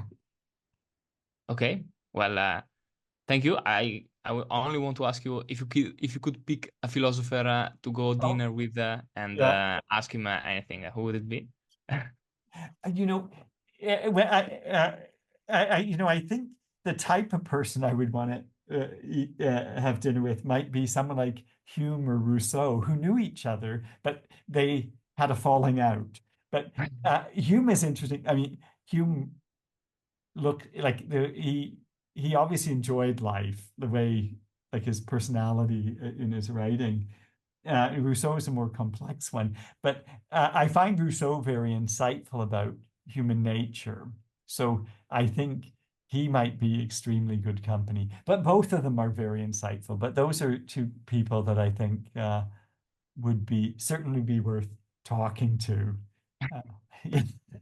So if you can get them on your program. I will let you know. Okay. Thank you for this conversation, Brad. Thank you. Take care. This was a conversation with Brad Wray. I hope you have enjoyed it. Thanks for being with us. This was Back to the Stone Age.